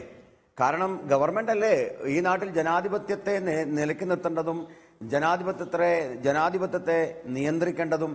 ഏതെങ്കിലും കാരണവശാൽ ജനാധിപത്യ വിരുദ്ധമായ കാര്യങ്ങളുണ്ടായാൽ ആ കാര്യങ്ങളെ തീർച്ചയായിട്ടും അതിന് അനുമതി കൊടുക്കുകയോ കൊടുക്കണ്ടയോ എന്നെല്ലാം തീരുമാനിക്കുന്നത് ഗവൺമെന്റ് തന്നെയാണ്. അതിൽ സംശയമൊന്നുമില്ല. അതുകൊണ്ട് ഗവൺമെന്റ് ആണോ എന്ന ചോദ്യത്തിന് ഗവൺമെന്റ് ആണ്. രണ്ട്, ഇവിടെ ജനാധിപത്യത്തെക്കുറിച്ചൊക്കെ വാചാലമായി സംസാരിച്ചു. ഞാൻ ആദ്യം ഒരു കാര്യം പറയാം. ഞാൻ സാങ്കേതിക മേഖലയിൽ പ്രവർത്തിക്കുന്ന ആളല്ല. അതുകൊണ്ട് സബ്ജക്റ്റ് ടു കറക്ഷൻ എന്ന് പറഞ്ഞുകൊണ്ട് സാങ്കേതിക മേഖലയിലെ ആളുകളുടെ അഭിപ്രായമാണ് ഞാൻ പറഞ്ഞത്. അതുപയോഗിച്ചുകൊണ്ട് ഒരാളെ പരിഹസിക്കാൻ ശ്രമിക്കുന്നത് വളരെ ചെറിയ ഒരു മനസ്സിന്റെ അല്ലെങ്കിൽ വളരെ വില കുറഞ്ഞ ഒരു സമീപനമാണെന്ന് തുടക്കത്തിൽ പറയട്ടെ. പിന്നെ ജനാധിപത്യത്തെ കുറിച്ച് പറയുന്നത് എന്തവകാശമാണ് മാർക്സിസ്റ്റ് പാർട്ടിക്ക്? തിയാൻമൻ സ്ക്വയറിൽ ജനാധിപത്യത്തിന്റെ സ്വാതന്ത്ര്യം ശ്വസിക്കുവാൻ വേണ്ടിയിരുന്ന കുട്ടികളെ പാറ്റൻ ടാങ്ക് ഉപയോഗിച്ച് കയറ്റി ചവിട്ടി കൊന്ന ഈ പാർട്ടിയാണോ ജനാധിപത്യത്തെ കുറിച്ച് സംസാരിക്കുന്നത്? അങ്ങനെയാണെങ്കിൽ ജനാധിപത്യം ഉണ്ടാവേണ്ടത് കമ്മ്യൂണിസ്റ്റ് പാർട്ടിയുടെ ചൈനയിലല്ല. അവിടെ എന്ത് ജനാധിപത്യം ഉള്ളത്? തൊഴിലാളി സംഘടന തന്നെ ആകെ ഒന്നേ ഉള്ളൂ. ഞാൻ ചൈനയിൽ പോയി വന്നയാളാ. അപ്പൊ ജനാധിപത്യത്തെ കുറിച്ച് പറയേണ്ട അടിയന്തരാവസ്ഥ കാലത്ത് വാല് ചുരുട്ടി വെച്ച് മാളത്തിൽ ഒളിച്ചു പോയ ആളുകളാണ് ഇവരൊക്കെ. അപ്പൊ അതുകൊണ്ട് ഇവരൊന്നും ജനാധിപത്യത്തെ കുറിച്ച് പറയാൻ ഒരു യോഗ്യരുമല്ല. ഇനി സംഘപരിവാറിന്റെ ദേശസ്നേഹത്തെക്കുറിച്ച് ജനങ്ങളെല്ലാം പറഞ്ഞതാ. ഞങ്ങൾ ഒരിക്കലും രാജ്യത്തിനെതിരെ നിന്നിട്ടില്ല. ഞാൻ പറഞ്ഞിട്ടുണ്ടല്ലോ 42, 46. ഇന്ന് മുഹമ്മദ് അലി ജിന്ന പാകിസ്ഥാൻ ആവശ്യപ്പെട്ടത് ഇവർ കൊടുത്ത പ്രമേയത്തിന്റെ പേരില. 1947 ഓഗസ്റ്റ് 15 കരിദിനം ആചരിച്ചത് ഇവരാ. ഇത് കരിദിനം ഇന്ത്യയിലെ ഒരു രാഷ്ട്രീയ പാർട്ടിയും കരിദിനം ആചരിച്ചിട്ടില്ല. ഇന്ന് 1962 കഥ പോട്ടെ, ഇന്ന് കോടിയേരി ബാലകൃഷ്ണന്റെ പ്രസ്താവനയാണ് പാകിസ്ഥാൻ ഉയർത്തിക്കൊണ്ടുവരുന്നത്. പാകിസ്ഥാൻ ലോകത്ത് കൊണ്ടുവരുന്നത് കോടിയേരി ബാലകൃഷ്ണന്റെ പ്രസ്താവനയാണ്. പിന്നെ ഇപ്പൊ ഇവര് സീതാറാം യെച്ചൂരിയുടെ കാര്യം പറഞ്ഞു. ഞാൻ ചോദിക്കട്ടെന്ന്, സീതാറാം യെച്ചൂരിയുടെ വിഷയത്തിൽ ഡൽഹിയിൽ ഒരു സംഭവം ഉണ്ടായിട്ടില്ല. സീതാറാം യെച്ചൂരിയുടെ ഭാര്യ പ്രവർത്തിക്കുന്ന ഇന്ത്യൻ എക്സ്പ്രസിൽ പോലും അതൊരു വാർത്തയല്ല. ദേശീയ മാധ്യമങ്ങൾക്കൊരു വാർത്തയല്ല. ബംഗാളിലും ത്രിപുരയിലും പ്രതിഷേധങ്ങളില്ല. അപ്പൊ പിന്നെ അതൊക്കെ പോട്ടെ, ഞാൻ അതിനെക്കുറിച്ചൊന്നും ചർച്ച ചെയ്യുന്നില്ല. ഞങ്ങൾ അതിനെ അപലപിച്ച കാര്യമാണ്. ഞങ്ങൾ ചെയ്യാത്ത കാര്യത്തെക്കുറിച്ച് ഞങ്ങൾ പറയേണ്ട ആവശ്യമില്ല. പക്ഷെ അതിന് ആധാരമായ വസ്തു എന്ന് പറയുന്നത് രാജ്യദ്രോഹമാണ്. ആ രാജ്യദ്രോഹം എന്ന് പറയുന്നത് സൈന്യത്തിന്റെ ആ കാഴ്ചപ്പാടിനെ തകർക്കലാണ്. സംശയമൊന്നുമില്ല വിജയകുമാറെ. സൈന്യത്തിന്റെ കാഴ്ചപ്പാടെന്ന് പറയുമ്പോൾ ഗോപാലകൃഷ്ണൻ അവിടെ ഒത്തിരി പ്രശ്നങ്ങളുണ്ട്. ഈ സൈന്യത്തെ ഒരു പ്രതീകമായി കാണുകയും സൈന്യത്തിനെ ഇങ്ങനെ പുകഴ്ത്തിക്കൊണ്ടിരിക്കുകയും സൈന്യത്തിന് വേണ്ടി മാത്രം സംസാരിക്കുകയും ചെയ്യുക എന്നത് മാത്രമാണ് രാജ്യസ്നേഹം എന്നും കൂടി പറയാൻ കഴിയില്ലല്ലോ. അല്ല, അതും രാജ്യസ്നേഹത്തിന്റെ ഭാഗമാണെന്ന്. സൈന്യത്തിന്റെ വീര്യം കെടുത്തുക. ഇതേ രാജേഷ് ഒരു ദേശീയ മാധ്യമത്തിൽ പോയപ്പോൾ ആ ദേശീയ മാധ്യമത്തിലെ ആ റിപ്പോർട്ടർ ചോദിച്ച ഒരു ചോദ്യമുണ്ട്. ഒരേ ഒരു ചോദ്യമേ ചോദിച്ചുള്ളൂ. നിങ്ങൾ ഈ 1947 ശേഷം എന്നെങ്കിലും നിങ്ങൾ സൈന്യത്തിന് അനുകൂലമായ ഒരു നിലപാട് എന്നെങ്കിലും ഒരു വാക്ക് പറഞ്ഞോ എന്ന് ചോദിച്ചപ്പം ഈ രാജേഷിന് ദേശീയ മാധ്യമത്തിൽ ഒരു വാക്ക് പറയാനുണ്ടായിരുന്നില്ല. അതവിടെ കിടക്കട്ടെ. അപ്പൊ അത് നമ്മളെല്ലാവരും കണ്ടതാണ്. പ്രശ്നം ഇത്രയേ ഉള്ളൂ. സൈന്യത്തിന്റെ വീര്യത്തെ തകർക്കുന്ന സമീപനം. ജമ്മു കാശ്മീരിൽ മനുഷ്യാവകാശത്തിന്റെ പേരിൽ സൈന്യത്തെ തകർക്കാൻ മനോവീര്യം കെടുത്താൻ പോകുന്ന ശ്രമം, ഇതൊക്കെ സെൻസർഷിപ്പിൽ ഇല്ലാതെ, സെൻസർ ബോർഡ് കാണിക്കാതെ, സെൻസർ ബോർഡിന്റെ അനുമതി മേടിക്കാതെ സ്വാഭാവികമായും ഇത് കാണിച്ചു കൊടുത്തിട്ടുണ്ടാവില്ല. വാർത്താ വിതരണ വകുപ്പ് സ്വാഭാവികമായും ഇങ്ങനത്തെ ചിത്രങ്ങൾ പ്രദർശിപ്പിക്കണമെങ്കിൽ ഒരുപക്ഷെ അവർ കാണേണ്ടി വരും. കണ്ടിട്ട് ഇതിനകത്ത് എന്തുണ്ട് എന്തില്ല എന്ന് ചോദിക്കേണ്ടി വരും. അതിനുള്ള അവസരം ഉണ്ടായിട്ടുണ്ടാവില്ല എന്നാണ് ഞാൻ മനസ്സിലാക്കുന്നത്. അപ്പോൾ ഇത്തരത്തിലുള്ള സംഭവ വികാസങ്ങൾ ഉണ്ടാകുമ്പോൾ നേരത്തെ തന്നെ ഇത്തരത്തിലുള്ള, അതായത് പ്രശ്നം രൂക്ഷമാകുന്ന കാര്യങ്ങൾ, കൂടുതൽ സെൻസിറ്റീവ് ആയിട്ടുള്ള കാര്യങ്ങൾ, ഇത്തരം കാര്യങ്ങളൊക്കെ നേരത്തെ കാണിച്ച് അനുമതി മേടിക്കണം. അത് അനുമതി മേടിച്ചുകൊണ്ട് വേണം ഇത്തരം പ്രദർശന മേഖലയിലേക്ക് വരാൻ. അല്ലെങ്കിൽ സ്വാഭാവികമായും ചില ഗവൺമെന്റ് ചില തീരുമാനമെടുക്കും. ഞാൻ അതുകൊണ്ടാണ് പറഞ്ഞത്, ഇവര് വലിയ തോതിൽ ജനാധിപത്യം പറഞ്ഞു. ഗവൺമെന്റ് തീരുമാനമെടുക്കുന്നതിന്റെ മാനദണ്ഡം എന്താണ് എന്നതാണ് ശ്രീ ഗോപാലകൃഷ്ണൻ പ്രശ്നം. ഗവൺമെന്റ് തീരുമാനം എടുക്കുമ്പോൾ ചില വിഷയങ്ങളെ പറ്റിയുള്ള യാതൊരു ചർച്ചയും സമൂഹത്തിൽ നടക്കരുത് എന്ന നിലയിൽ തീരുമാനം എടുക്കുമ്പോഴാണ് ഇവിടെ വിമർശനം ഉണ്ടാകുന്നത്. അതുതന്നെയാണ് ഈ ചർച്ചയുടെ പ്രധാനപ്പെട്ട വിഷയവും. ഗവൺമെന്റ് തീരുമാനമെടുക്കുമ്പോൾ കശ്മീർ, രോഹിത് വെമുല, JNU തുടങ്ങിയ വിഷയങ്ങളിൽ യാതൊരു തരത്തിലുള്ള ചർച്ചയും സമൂഹത്തിൽ നടക്കരുത് എന്ന നിലയിൽ തീരുമാനമെടുക്കുമ്പോഴാണ് ഇവിടെ പ്രശ്നമുണ്ടാവുകയും ചർച്ചകൾ നടക്കുകയും ചെയ്യുന്നത്. ഞാൻ വരാം. ശ്രീ MP രാജേഷ്, താങ്കൾക്ക് പ്രതികരിക്കണമെന്ന് സൂചിപ്പിച്ചിരുന്നു. അങ്ങനെ തീരുമാനമെടുത്തോ? എടുത്തു. അല്ലെങ്കിൽ പിന്നെ എന്തിനാണ് ഈ 3 ചിത്രങ്ങൾ ഒഴിവാക്കിയത്? ഇവിടെ അങ്ങനെ വിജയകുമാർ അങ്ങനെ ഒരു തീരുമാനം എടുക്കണമെങ്കിൽ അവരുടെ മുമ്പിൽ അത് പ്രദർശിപ്പിക്കണം. അവരുടെ മുമ്പിൽ പ്രദർശിപ്പിച്ചിട്ട് അവരുടെ അനുമതി ചോദിക്കണം. എന്നിട്ട് നിഷേധിച്ചാൽ നമുക്ക് സമ്മതിക്കാം. അങ്ങനെയാണോ? അങ്ങനെ ഉണ്ടായിട്ടുണ്ടോ? ഞാൻ അറിഞ്ഞിട്ടില്ല. അങ്ങനെ ഉണ്ടായിട്ടുണ്ടെങ്കിൽ പറയേ. ഞങ്ങൾ പ്രദർശിപ്പിച്ചു.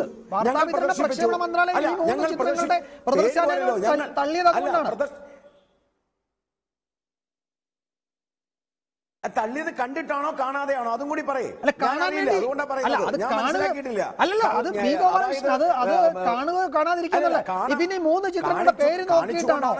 അത് കാണിക്കുവാനുള്ള അവസരം നിക്കട്ടെ. ഈ 3 ചിത്രങ്ങൾ ഇവിടെ നിന്ന് അയച്ചു കൊടുത്തപ്പോൾ അവരുടെ അനുവാദത്തിന് പോയിട്ടുണ്ടോ ഇല്ലയോ അതാണ് നോക്കേണ്ടത്.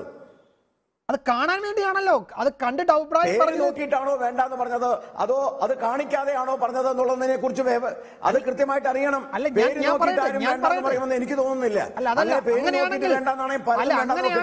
അങ്ങനെയാണെങ്കിൽ ഈ പ്രോസസിന്റെ ആവശ്യമില്ല.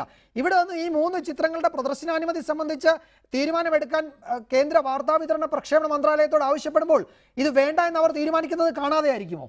അങ്ങനെയാണെങ്കിൽ പിന്നെ മന്ത്രാലയത്തിന്റെ നടപടി നമ്മൾ എങ്ങനെ പറയണം? വിജയകുമാർ, ഞാനൊരു കാര്യം ചോദിക്കട്ടെ. മംഗളം ചാനലിന്റെ കാര്യം നമുക്കറിയില്ലേ? മംഗളം ചാനലിൽ ഈ ഗവൺമെന്റിനെതിരായി മംഗളം ചാനലിന്റെ ആള് ഇപ്പൊ ജയിലില്ല. അത് ആരാ തീരുമാനിച്ചത്? പിന്നെ ഇത്ര വലിയ താല്പര്യം ഉണ്ടായിരുന്ന ഒരു മന്ത്രിക്കെതിരെയുള്ള സാധനം കുഴപ്പമില്ല. ജനാധിപത്യ പ്രക്രിയയുടെ അപ്പോസ്തലന്മാർ ഭരിക്കുന്ന കേരളത്തിൽ എന്തിനാ മംഗളം ചാനലിനെ ജയിലിലിട്ടത്?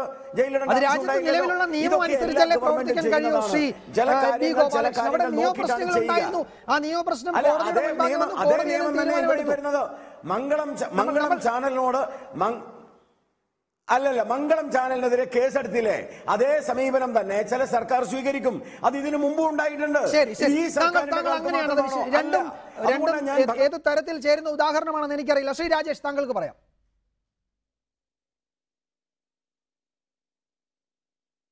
അല്ല, ഈ ഏറ്റവും ഒടുവിലുള്ള ഉദാഹരണത്തെ കുറിച്ച് ഒരൊറ്റ വാക്കേ പറയാനുള്ളൂ. കഷ്ടം എന്ന് മാത്രമേ അതിനെ കുറിച്ച് പറയാനുള്ളൂ. ബാക്കി അത് പറഞ്ഞ് സമയം കളയുന്നില്ല. ചരിത്രത്തെക്കുറിച്ചൊക്കെ ഇവിടെ പറഞ്ഞതുകൊണ്ട് 1-2 കാര്യങ്ങൾ ഇവിടെ പറഞ്ഞോട്ടെ. 42-46 കാലയളവിനെ കുറിച്ചും പാകിസ്ഥാൻ രൂപീകരണ പ്രമേയത്തെക്കുറിച്ചുമൊക്കെയുള്ള പഴയ കള്ളങ്ങൾ ഇവിടെ ആവർത്തിച്ചുകൊണ്ടേയിരിക്കുകയാണ്. ഗീബൽസിന്റെ തന്ത്രം അതാണ്, 100 തവണ ആവർത്തിച്ചാൽ അത് സത്യമായി തീരും എന്നാണ്. എന്നാൽ ചില സത്യങ്ങൾ നമ്മുടെ മുമ്പിലുണ്ടല്ലോ. ഒന്ന്,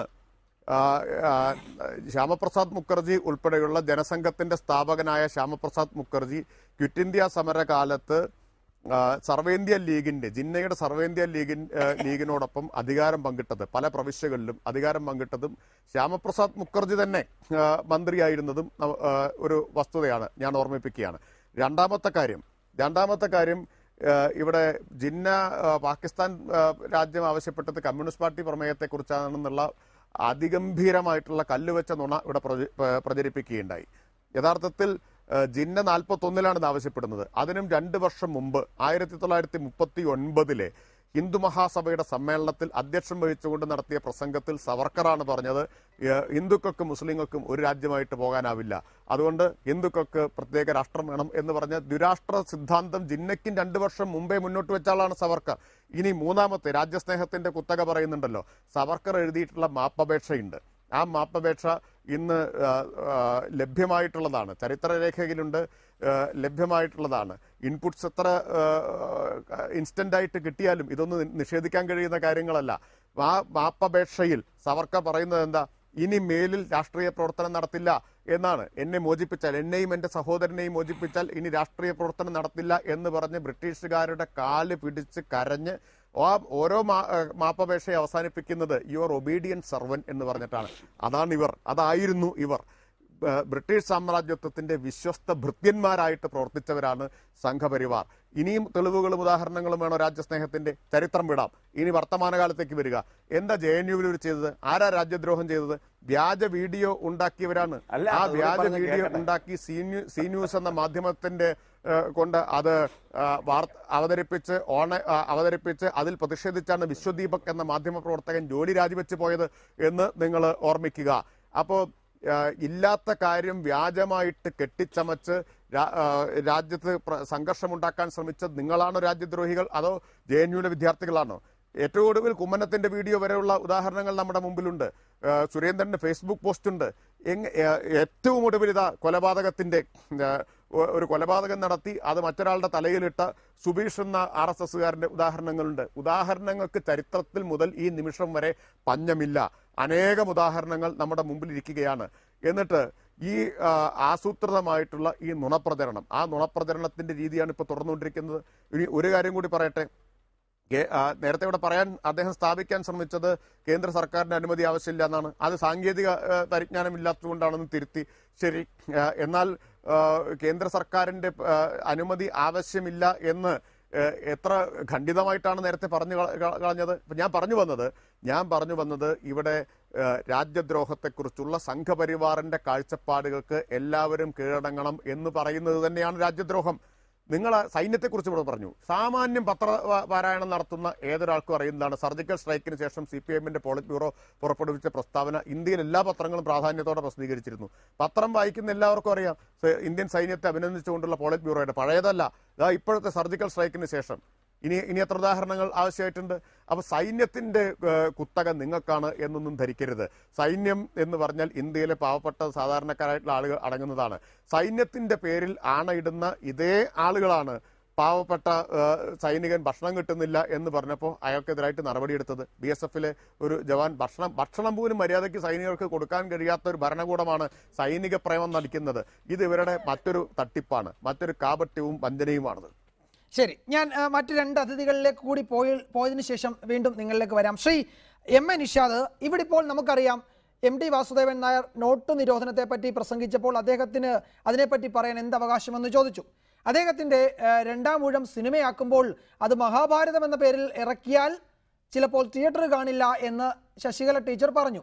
അങ്ങനെ ആളുകൾ എന്തു പറയണം, എന്ത് കഴിക്കണം, എന്ത് കാണണം എന്ന നിലയിലേക്കൊക്കെ കാര്യങ്ങൾ വരുന്നത് അതിനെ ഏത് രീതിയിലുള്ള ചെറുത്തുനിൽപ്പ് ആവശ്യമാണെന്നാണ് താങ്കൾ കരുതുന്നത്? ഇതിപ്പോൾ ഇനിയിപ്പോൾ താങ്കൾ ഒരു സിനിമ സംവിധാനം ചെയ്യുമ്പോൾ അതിനു മുമ്പ് സ്ക്രിപ്റ്റ് കാണണമെന്ന് ഏതെങ്കിലും സർക്കാർ ഏജൻസി ആവശ്യപ്പെട്ടേക്കാം, അതിന്റെ മുഴുവൻ വിശദാംശങ്ങളും ആവശ്യപ്പെട്ടേക്കാം.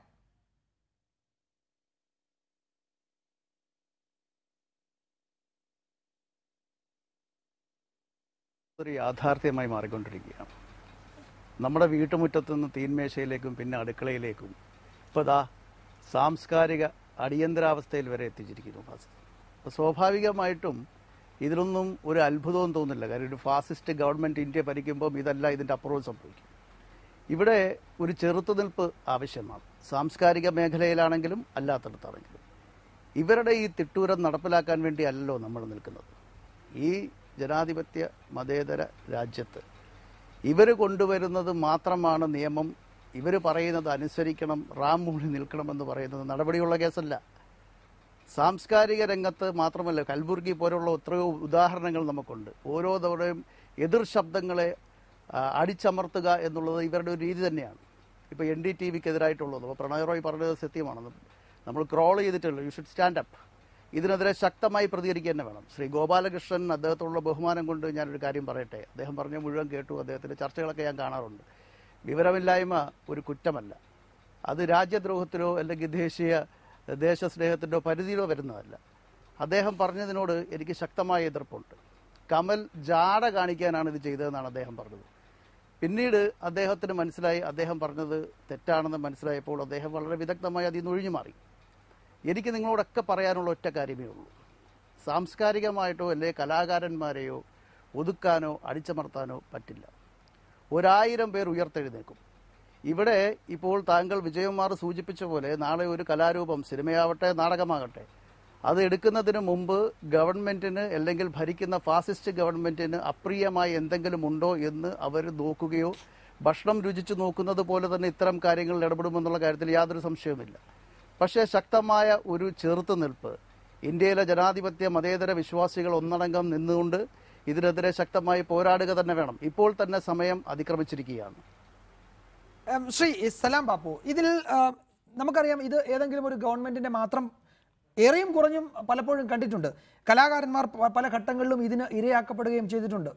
ഇത് ആ നിലയിൽ ഇതൊരു ഒറ്റപ്പെട്ട സംഭവം ആയി ഈ ഗവൺമെന്റിന്റെ കാലത്തെ കാര്യങ്ങളെ മാത്രം വെച്ചിട്ടല്ല സംസാരിക്കാൻ പറ്റുമോ? ഇത് കാലങ്ങളായി തുടർന്ന് വരുന്നു, അതിൻ്റെ ഒരു വല്ലാത്ത ഘട്ടത്തിലേക്ക് നമ്മൾ കടന്നു എന്നതല്ലേ അതിൻ്റെ ഒരു പൊതുവായ വിലയിരുത്തൽ? ഏതൊരു മേഖലയിലാണെങ്കിലും ഇപ്പോൾ സിനിമ എന്ന് പറയുമ്പോൾ നമ്മൾ സെൻസറിങ് എന്ന് പറയുന്നത് എന്തിനാണ് സെൻസറിങ് എന്ന് പോലും ചർച്ച ചെയ്യപ്പെടുന്നൊരു കാലമാണ്. പ്രേക്ഷകന് കണ്ട് അവർക്ക് വിലയിരുത്താൻ പറ്റാവുന്ന അവസ്ഥ ഉണ്ടാകുമ്പോൾ തീർച്ചയായിട്ടും അതിനൊരു സെൻസറിങ് പ്രേക്ഷകർ വിലയിരുത്തട്ടെ എന്നാണ് ആദ്യമായിട്ട് പറയാനുള്ളത്. പിന്നെ അടുത്ത കാലത്തായിട്ട് ഒരുപാട് കാര്യങ്ങൾ ഇപ്പോൾ ഈ ഷോർട്ട് ഫിലിം, ഇപ്പോൾ ഡോക്യുമെൻ്ററി ഫിലിം ഫെസ്റ്റിവലിൽ ഞാൻ മനസ്സിലാക്കിയ ഒരു കാര്യം എന്ന് പറഞ്ഞാൽ 100-ലധികം ഷോർട്ട് ഫിലിമുകൾ ഇപ്രാവശ്യം സെൻട്രൽ മിനിസ്ട്രിയുടെ അനുമതിക്കായിട്ട് അയച്ചപ്പോൾ അതിൽ നിന്ന് 3 തിരഞ്ഞെടുത്തത്. അതിലൊരു രാഷ്ട്രീയമുണ്ട്. അതിൽ തിരഞ്ഞെടുത്തിട്ടുള്ളത് കാശ്മീരിനെ കുറിച്ചുള്ളതും രോഹിത് വെൺമലയെ കുറിച്ചുള്ളതും JNUവിനെ കുറിച്ചും. എന്തിനാണ് ഇതൊക്കെ ഭയപ്പെടുന്നത്? അതാണ് ഗവൺമെന്റിനെ അലോസരപ്പെടുന്നത്. അത് ഇപ്പോൾ നേരത്തെ ചോദിച്ചു, കണ്ടിട്ടാണോ തീരുമാനിക്കുന്നത്? കാണാതെ ഒരു പേരിൽ കൊണ്ട് മാത്രം ഒരു നിരോധനം ഏർപ്പെടുത്തുക എന്ന് പറയുന്നത് എവിടത്തെ എന്തൊരു നീതിയാണ്? പക്ഷേ ഇതിന്റെ ഒന്നും പേരുകളിൽ അത്തരം പരാമർശങ്ങളൊന്നും ഇതിന്റെ പ്രമേയവുമായി ആ പേരുകൾക്ക് വലിയ ബന്ധം ഉണ്ടാകണമെന്നൊന്നുമില്ല. അപ്പൊ പിന്നെ കണ്ടിട്ട് തന്നെയാണ് അതൊരു ചോദ്യം, ആ ചോദ്യത്തിന് പ്രസക്തി ഇല്ലാത്തൊരു ചോദ്യമാണ്.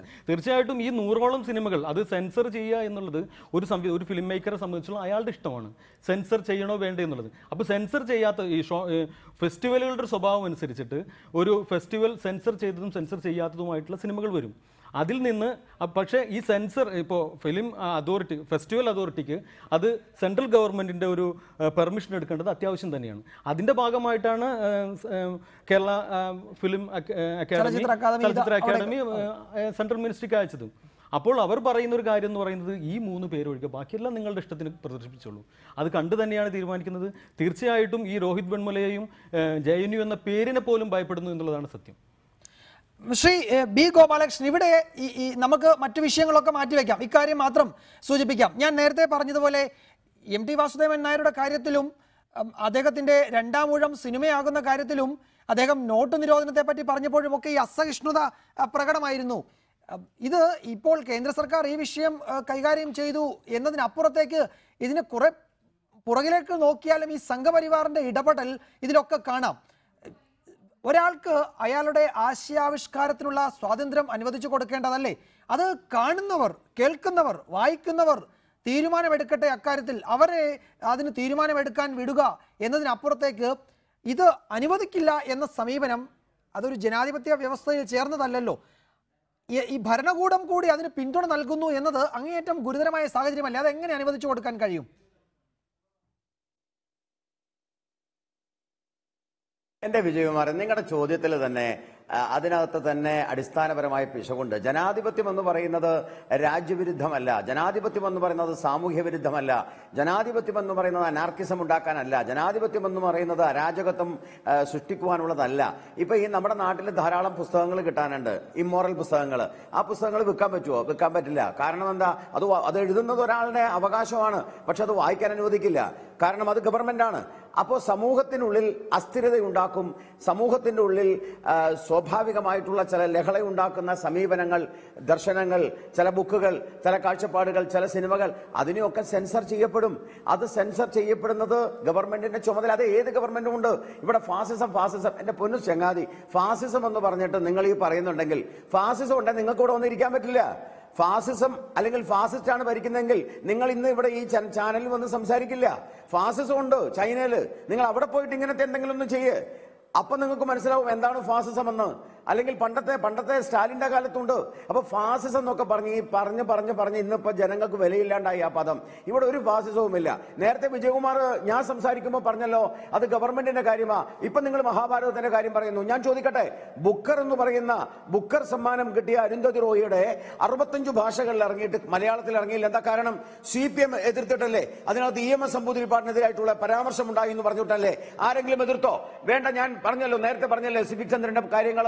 ഇങ്ങനത്തെ എത്ര ഉദാഹരണം നിങ്ങൾക്ക് വേണം? സക്കറിയ, ഉമേഷ് ബാബു, CR നീലകണ്ഠൻ, എത്ര പേരുടെ പേര് വേണം? ഇവരെയൊക്കെ തല്ലിയും കൈയൊടിക്കുകയും കാലൊടിക്കുകയും ചെയ്ത CPM. എന്നിട്ട് ഇപ്പൊ രാജ്യദ്രോഹത്തിന്റെ കാര്യം. ഞാൻ ഒരു കാര്യം പറയാൻ ആഗ്രഹിക്കുന്നു വിജയകുമാർ, നിങ്ങൾ അനുവദിക്കണം.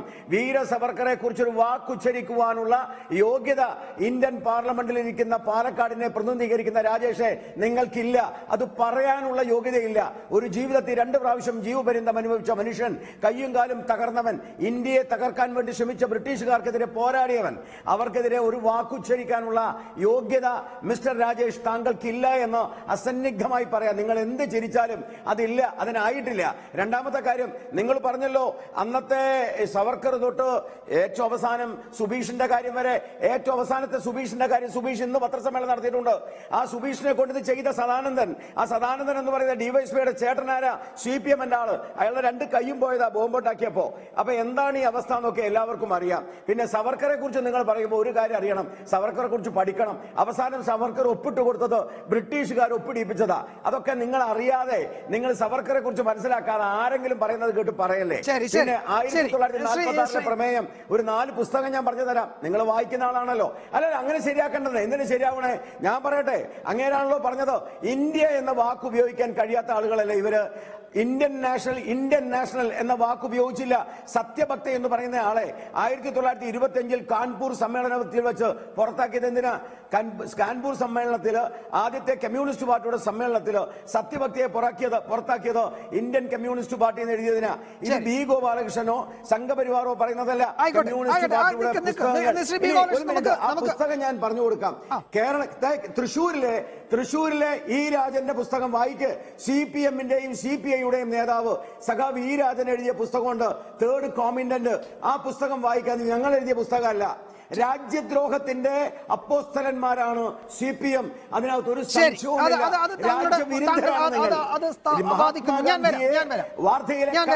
ശ്രീ എം.വി. രാജേഷ്, ഇതിന് മറുപടി പറയുന്നതിനൊപ്പം തന്നെ ഒരു കാര്യം കൂടി, ഈ ഗവൺമെന്റ് ഫാസിസ്റ്റ് ആണോ അതോ ഫാസിസ്റ്റ് പ്രവണത കാട്ടിത്തുടങ്ങിയ ആ സൂചനകൾ കാട്ടിത്തുടങ്ങിയ ഗവൺമെന്റാണ്? അക്കാര്യത്തിൽ ഒരഭിപ്രായം താങ്കൾ നേരത്തെ അത് സൂചിപ്പിച്ചിട്ടുള്ളതും എഴുതുകയും താങ്കളുടെ ഒരു അഭിമുഖത്തിൽ പറയുകയും ഒക്കെ ചെയ്തിട്ടുള്ളതാണ്. ആ നിലപാടിൽ നിന്നും മാറേണ്ടുന്ന സാഹചര്യമായിട്ടുണ്ടോ ഈ കഴിഞ്ഞ മാസങ്ങൾ രാഷ്ട്രീയ ഗതിവിഗതികൾ പരിശോധിക്കുമ്പോൾ?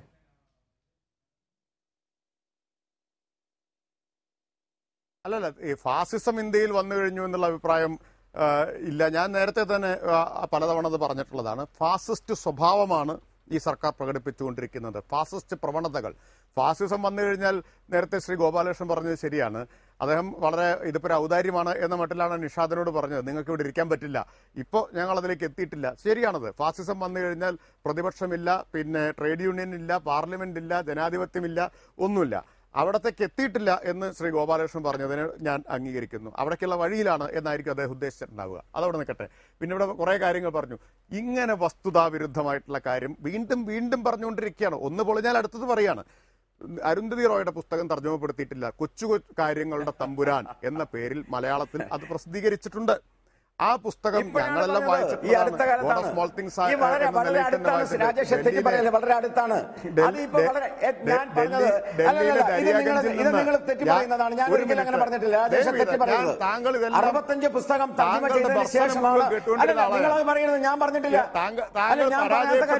അസഹിഷ്ണുമായിട്ട് കാര്യമില്ല.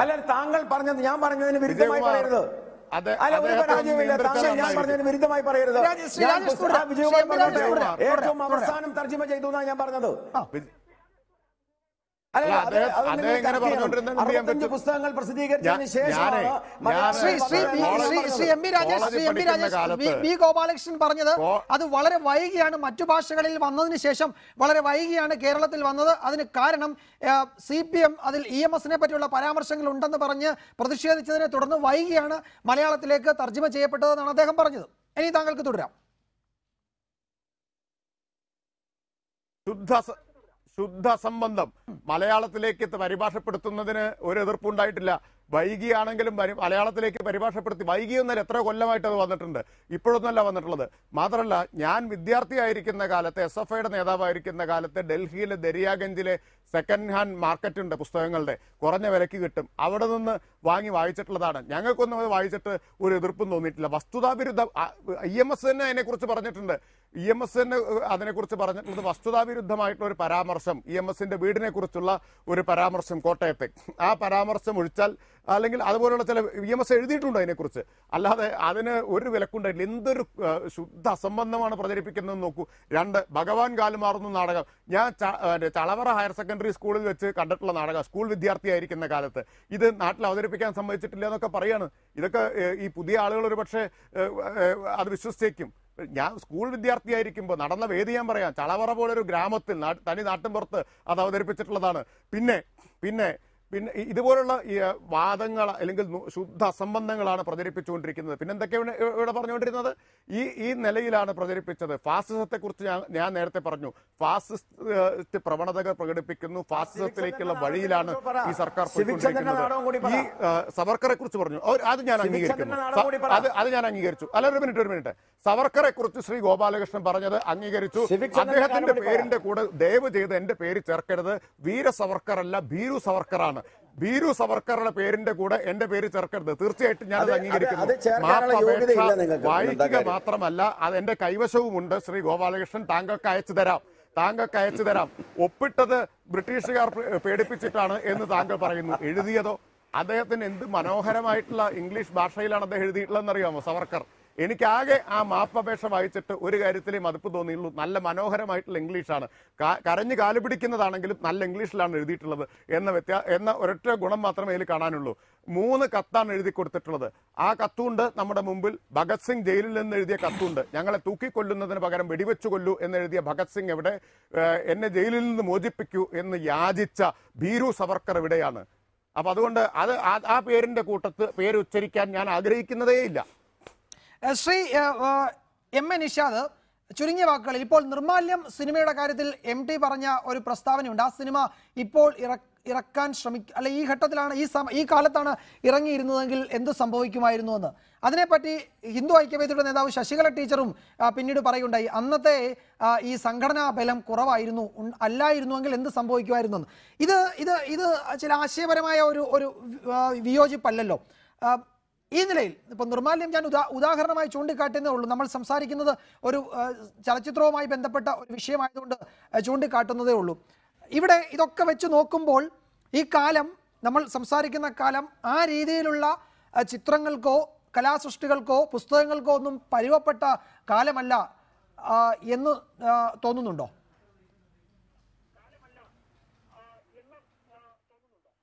ഫ്രീഡം ഓഫ് എക്സ്പ്രഷന് കടക്കൽ കത്തിവെക്കുന്ന രീതിയിലാണ് ഓരോ പ്രവൃത്തികളും ഓരോ ദിവസവും ഇവരുടെ ഭാഗത്ത് നിന്ന് നടന്നു വരുന്നത്. അപ്പോൾ സ്വാഭാവികമായിട്ടും അവർക്ക് സംഘബലമില്ലാത്തൊരു കാലഘട്ടത്തിൽ നിർമാല്യം പോലെ മഹത്തായ ഒരു കലാസൃഷ്ടിയെ അവർക്ക് എതിർക്കാൻ കഴിയില്ല. അവർ എന്തിനേയും ഭയക്കുന്നു. ഫാസിസ്റ്റുകൾ എപ്പോഴും എന്തിനേയും ഭയക്കുന്നു. നിസ്സാരമായ ഒരു ഷോർട്ട് ഫിലിം വന്നപ്പോൾ രോഹിത് വെമുല എങ്ങനെയാണ് സുഹൃത്തെ ഒരു രാജ്യദ്രോഹിയാവുന്നത്? അപ്പോൾ പാർശ്വവൽക്കരിക്കപ്പെട്ട സമൂഹത്തെയും ന്യൂനപക്ഷങ്ങളെയും ദളിതരെയും അതുപോലെ തന്നെ സ്ത്രീകൾക്കെതിരെയുള്ള അതിക്രമങ്ങൾക്കൊക്കെ എന്നും കുട പിടിച്ചു കൊടുത്തുകൊണ്ടിരുന്ന ഈ ആളുകൾ അവർ സ്വാഭാവികമായിട്ടും ഇത്തരം പ്രവൃത്തി വരുമ്പോൾ അല്ലെങ്കിൽ കലാസൃഷ്ടികളുടെ മേളിലാണ് അവരുടെ ആദ്യത്തെ ഇത് കൊണ്ടുവരുന്നത്. ഇപ്പോൾ തന്നെ പൂന ഫിലിം ഇൻസ്റ്റിറ്റ്യൂട്ടിൽ യജേന്ദ്ര ചൗഹാൻ എന്ന് പറഞ്ഞ ഒരു TV സീരിയൽ നടനെ മഹാഭാരതത്തിൽ യുധിഷ്ഠിരായിട്ട് എങ്ങാണ്ട് അഭിനയിച്ചു എന്നുള്ളൊരു ഒറ്റ ക്വാളിറ്റിയാണ് അദ്ദേഹത്തിന് കൊടുത്തത്. അപ്പം ഇവരുടെ കൂട്ടത്തിൽ തന്നെ അന്തസ്സുള്ള കലാകാരന്മാരില്ല എന്നുള്ളതാണ് ഏറ്റവും വലിയ ഒരു തെളിവ്. കലാപ്രവർത്തനത്തെയും കലാകാരികളെയും കലാകാരന്മാരെയും ഒന്നും അംഗീകരിക്കാൻ അവർ തയ്യാറല്ല. അവർക്ക് റാംമൂള് നിൽക്കുന്നവരെ മാത്രമേ അവർ പ്രോത്സാഹിപ്പിക്കത്തുള്ളൂ. അത്തരം ആളുകളെ തന്നെയാണ് അവർക്ക് വേണ്ടത്. അവർക്ക് എന്തിനേയും ഏതിനേയും ഭയമാണ്. ഫാസിസ്റ്റുകളുടെ ഏറ്റവും വലിയൊരു ലക്ഷണവും അത് തന്നെയാണ്. ഇപ്പോൾ സ്വാഭാവികമായിട്ടും നിർമ്മാല്യത്തിൻ്റെ കാലഘട്ടം കഴിഞ്ഞു എന്നുള്ളത് എല്ലാ കലാകാരന്മാർക്കും അറിയാം. അവർ ഒരു ഫാസിസ്റ്റ് മനോഭാവമുള്ള, ശ്രീ രാജേഷിൻ്റെ വാക്കുകൾ കടമെടുത്താൽ ഫാസിസ്റ്റ് മനോഭാവമുള്ള ഒരു ഗവൺമെൻറ്റാണ് ഇന്ത്യ ഭരിക്കുന്നത്. സ്വാഭാവികമായിട്ടും അവരെ എതിർക്കുന്ന ഏതെങ്കിലും കാര്യം വന്നാൽ, അല്ലെങ്കിൽ സത്യാവസ്ഥ ചൂണ്ടിക്കാണിക്കുന്ന ഒരു കലാസൃഷ്ടിയാണെങ്കിലും ശരി, എന്താണെങ്കിലും ശരി, അതിനെതിരെ ശക്തമായ നടപടി എടുക്കുക എന്നുള്ളതാണ് അവരുടെ ഒരു രീതി. അപ്പോൾ ആ കാലഘട്ടം മാറി എന്നുള്ളത് സമ്മതിക്കുന്നു. ശ്രീ സലാം ബാബു, ഇതിൽ കലാകാരന്മാർ കീഴടങ്ങി പോകുന്നുണ്ടോ? ഇപ്പോൾ ഫാസിസ്റ്റ് പ്രവണതകൾ കാട്ടുന്ന ഗവൺമെന്റുകൾ എവിടൊക്കെയുണ്ടോ അതിന് വശംവദരായി പോകുന്നുണ്ടോ കലാകാരന്മാർ? നമ്മൾ ചില പ്രസ്താവനകളോ കാണുമ്പോൾ ചില നിലപാടുകളോട് യോജിച്ച് നമ്മൾ പ്രതീക്ഷിക്കാത്ത കേന്ദ്രങ്ങളിൽ നിന്നും അതിന് പിന്തുണയോടുകൂടി സംസാരിക്കുന്നത് കേൾക്കുന്നുണ്ട്. ഇത്തരം പ്രവണതകൾക്ക് കീഴടങ്ങുകയോ അതിനോടൊപ്പം നിന്ന് പോവുകയോ ചെയ്യുന്നുണ്ടോ ഒരു വിഭാഗം കലാകാരന്മാർ, അല്ലെങ്കിൽ വലിയൊരു വിഭാഗം കലാകാരന്മാർ? അവാർഡുകൾ, പദവികൾ, പരിഗണനകളൊക്കെ അതിന് മാനദണ്ഡമാകാറുമുണ്ടോ? തീർച്ചയായിട്ടും ഉണ്ട് എന്ന് തന്നെയാണ് എനിക്ക് പറയാനുള്ളത്. പ്രധാനമായിട്ടും ഇപ്പോൾ അടുത്ത കാലത്തുണ്ട്, ഞാനിപ്പോൾ ഒരു പ്രത്യേക ഗവൺമെൻറ്, ഇപ്പോൾ പുതിയ ഗവൺമെൻറ് വന്നതിന് ശേഷം ഉണ്ടായ ഒരു പ്രവണത എന്ന് പറഞ്ഞാൽ, ഈ പല കലാകാരന്മാരെ നേരിട്ട് വിളിക്കുകയും, എനിക്ക് പരിചയമുള്ള പലരും പറഞ്ഞിട്ടുള്ള കാര്യമാണ്, നേരിട്ട് വിളിക്കുകയും ഞങ്ങളുടെ നിലപാടുകളോട് കുറച്ച് അടുത്ത സമീപനം സ്വീകരിച്ചു കഴിഞ്ഞാൽ നിങ്ങൾക്ക് തീർച്ചയായിട്ടും അതിൻ്റെ ഗുണമുണ്ടാകും എന്ന് പറഞ്ഞിട്ടുള്ള പലരും യോജിച്ചിട്ടുണ്ട്, പലരും വിയോജിച്ചിട്ടുണ്ട്. ചില പ്രസ്താവനകൾ അല്ലെങ്കിൽ ഞങ്ങളുടെ വേദികളിൽ നിങ്ങൾ പ്രത്യക്ഷപ്പെടുക, നിങ്ങൾക്ക് അതിൻ്റെ ഗുണമുണ്ടാകും, അത് ഈ പല കോണുകളിൽ നിന്നും വെളി വന്നു എന്നുള്ള രീതിയിൽ അവരെന്നോട് പേഴ്സണലി പറഞ്ഞിട്ടുള്ള കാര്യങ്ങൾ. അപ്പോൾ ചിലർ അതിന് വശംവദരാകുന്നവരുണ്ട്, അല്ലാത്തവരുണ്ട്. പിന്നെ നമ്മളുടെ ഈ അടുത്ത കാലങ്ങളിൽ ഇപ്പോൾ നേരത്തെ പറഞ്ഞു, ഇപ്പം നമ്മുടെ ഈ ചർച്ച തന്നെ എത്ര വളരെ ഈസി ആയിട്ടാണ് മറ്റേ രാജ്യദ്രോഹി, രാജ്യസ്നേഹം എന്നുള്ള രീതിയിലേക്ക് തരംതിരിച്ചുകൊണ്ട് ഒരു കുറ്റവാളി പോലെയാണ് ആ കലാകാരന്മാരെ ഒറ്റപ്പെടുത്തുന്നത്. വിഷയങ്ങൾ ചർച്ച ചെയ്യുമ്പോൾ ഏറ്റവും എളുപ്പമുള്ള ഒരു വഴിയാണ് രാജ്യസ്നേഹം. ആരാണ് ഇവിടെ രാജ്യസ്നേഹം തീരുമാനിക്കാൻ? രാജ്യദ്രോഹികളെ നിർണ്ണയിക്കാൻ ഇവരൊക്കെ ആരായാലും. അപ്പോൾ എല്ലാ ചർച്ചകളുടെയും അവസാനം കൊണ്ടെത്തുന്നത് കുറ്റവാളി എന്നുള്ള രീതിയിൽ സമൂഹത്തിൻ്റെ മുന്നിൽ കലാകാരന്മാരെ എത്തിക്കാൻ വേണ്ടി രാജ്യദ്രോഹികളാണ് എന്ന ഒരു വാക്ക് ഉപയോഗിച്ച് കഴിഞ്ഞാൽ എല്ലാവരും നിശബ്ദരായി. പല കാര്യങ്ങളും ഇപ്പോൾ കഴിഞ്ഞ ബംഗാളിലൊരു സിനിമ ഉണ്ടായി, നോട്ട് നിരോധനത്തെക്കുറിച്ചുള്ള സിനിമ ഉണ്ടായി. അതിലെ നോട്ട് നിരോധനത്തിലുള്ള സബ്ജക്റ്റുകൾ പോലും അതിനൊക്കെ ഭയപ്പെടുന്നു. എന്തിന് ഇങ്ങനെയുള്ള അതിനൊരു സംവാദത്തിൽ ഏർപ്പെടാതെ തീർച്ചയായിട്ടും നിങ്ങൾ രാജ്യദ്രോഹികളാണ്, നിങ്ങൾ ഒറ്റപ്പെടേണ്ടവരാണ്. അപ്പോൾ കലാകാരന്മാർ തീർച്ചയായിട്ടും ഒരു മടിയുണ്ടാവും, അത് സ്വാഭാവികമാണ്. ഇപ്പോൾ പല വിപ്ലവാത്മകമായിട്ടുള്ള ചില തീരുമാനങ്ങൾ, ചില സിനിമകൾ അങ്ങനെ ഉണ്ടാവാറുണ്ട്. ചിലപ്പോൾ ഏത് സ്ഥലത്ത് പോയാലും നമുക്ക് സിനിമ ചെയ്യാം, കലാകാരന്മാർക്കുള്ള ഒരു ഗുണമാണ്. ഇപ്പോൾ ഇന്ത്യൻ ഗവൺമെൻറ് അല്ലെങ്കിൽ ഇവിടെ നിന്ന് അല്ലെങ്കിലും പുറത്തു പോയി എങ്ങനെയും കലാകാരനായിട്ട് ജീവിക്കാനുള്ള സ്വാതന്ത്ര്യമുണ്ട്. അത് ചിലപ്പോൾ ഭയപ്പെടുന്നവരുണ്ടാവും. എന്തായാലും ഈ ധൈര്യശാലികളായിട്ടുള്ള കലാകാരന്മാർ ആർക്കും വശംവദരാകുന്നവരല്ല. തീർച്ചയായിട്ടും അവരുടെ നിലപാടുകൾ അവർ എന്നും പ്രകടിപ്പിച്ചുകൊണ്ടിരിക്കും. അവസാനമായി ശ്രീ ഷോൺ സെബാസ്റ്റ്യൻ, താങ്കളിലേക്ക് ഇടയ്ക്ക് വരണമെന്ന് കരുതുകയാണ്, പക്ഷേ വിഷയം അതിൽ നിന്ന് മാറിപ്പോയതുകൊണ്ടാണ്. ഇപ്പോൾ IFFK-യിൽ ഈ രീതിയിൽ പ്രദർശനാനുമതി നിഷേധിച്ച ചിത്രങ്ങൾ കേരള ഹൈക്കോടതിയിൽ പോയി അനുമതി വാങ്ങി അവിടെ പ്രദർശിപ്പിച്ചിരുന്നു. ഇപ്പോൾ ഇതൊരു വലിയ ഇവന്റ് എന്ന നിലയിൽ കണക്കാക്കാം, അതുകൊണ്ട് സ്വാഭാവികമായും അവിടെ പ്രദർശിപ്പിക്കണമെന്നൊരു വാശിയുണ്ടെങ്കിൽ താങ്കൾക്കും കോടതിയെ സമീപിക്കാം. നിയമപരമായി അതിന് സാധ്യത കാണുന്നുണ്ടോ? അല്ല, തീർച്ചയായും ഇന്ത്യയിലെ തന്നെ ഡോക്യുമെന്ററി വിഭാഗത്തിൽ ഏറ്റവും പ്രശസ്തമായ ഒരു ഫെസ്റ്റിവലാണ് IDSFFK എന്നത്. അപ്പോൾ ഇന്ത്യയിൽ തന്നെ അല്ലെങ്കിൽ ഗ്ലോബലി പല സ്ഥലത്തു നിന്നും വരെ വരുന്ന സിനിമകളും ഡോക്യുമെന്ററി ഫിലിം മേക്കേഴ്സും അവരുടെ ആശയം കൺവേ ചെയ്യാനുള്ള ഒരു പ്ലാറ്റ്ഫോമാണ്. അപ്പൊ തീർച്ചയായും ഇത് തീർച്ചയായും നിർഭാഗ്യകരമാണ്. അപ്പോൾ ഈ നീക്കത്തിനെതിരെ അക്കാഡമി തന്നെ അപ്പീൽ പോകുമെന്ന് പറഞ്ഞ സ്ഥിതിക്ക് അത് കാത്തിരിക്കാനാണ് ഞങ്ങൾ ആഗ്രഹിക്കുന്നത്. പക്ഷെ ഇതിന് പുറമെ ഒരു ബ്ലാങ്കറ്റ് ബാൻ വന്നു കഴിഞ്ഞാൽ തീർച്ചയായും ഇതിനു വേണ്ടി കോടതിയെ സമീപിക്കാനുള്ള നീക്കങ്ങൾ എടുക്കാൻ താല്പര്യമുണ്ട്. ശരി, നമുക്ക് ഒരു പക്ഷേ ഈ വിഷയത്തിൽ സംസ്ഥാന ചലച്ചിത്ര അക്കാദമി അപ്പീൽ കൊടുത്തിട്ടുണ്ട് കേന്ദ്ര വാർത്താ വിതരണ പ്രക്ഷേപണ വകുപ്പിന് തന്നെ. അവരുടെ തീരുമാനം വന്നതിന് ശേഷം അക്കാര്യത്തിൽ ഒരുപക്ഷെ കൂടുതൽ ചർച്ചകൾ നടക്കുമായിരിക്കാം. എന്തായാലും സമയം വൈകിയതുകൊണ്ട് ഈ ഘട്ടത്തിൽ ചർച്ച അവസാനിപ്പിക്കുകയാണ്. ചർച്ചയിൽ പങ്കെടുത്ത Shri MP Rajesh MP, advocate B Gopalakrishnan, Shri MA Nishad, Shri Salam Babu, Shri Shone Sebastian, എല്ലാവർക്കും നന്ദി. എഡിറ്റേഴ്സ് അവർ അവസാനിക്കുന്നു. നമസ്കാരം.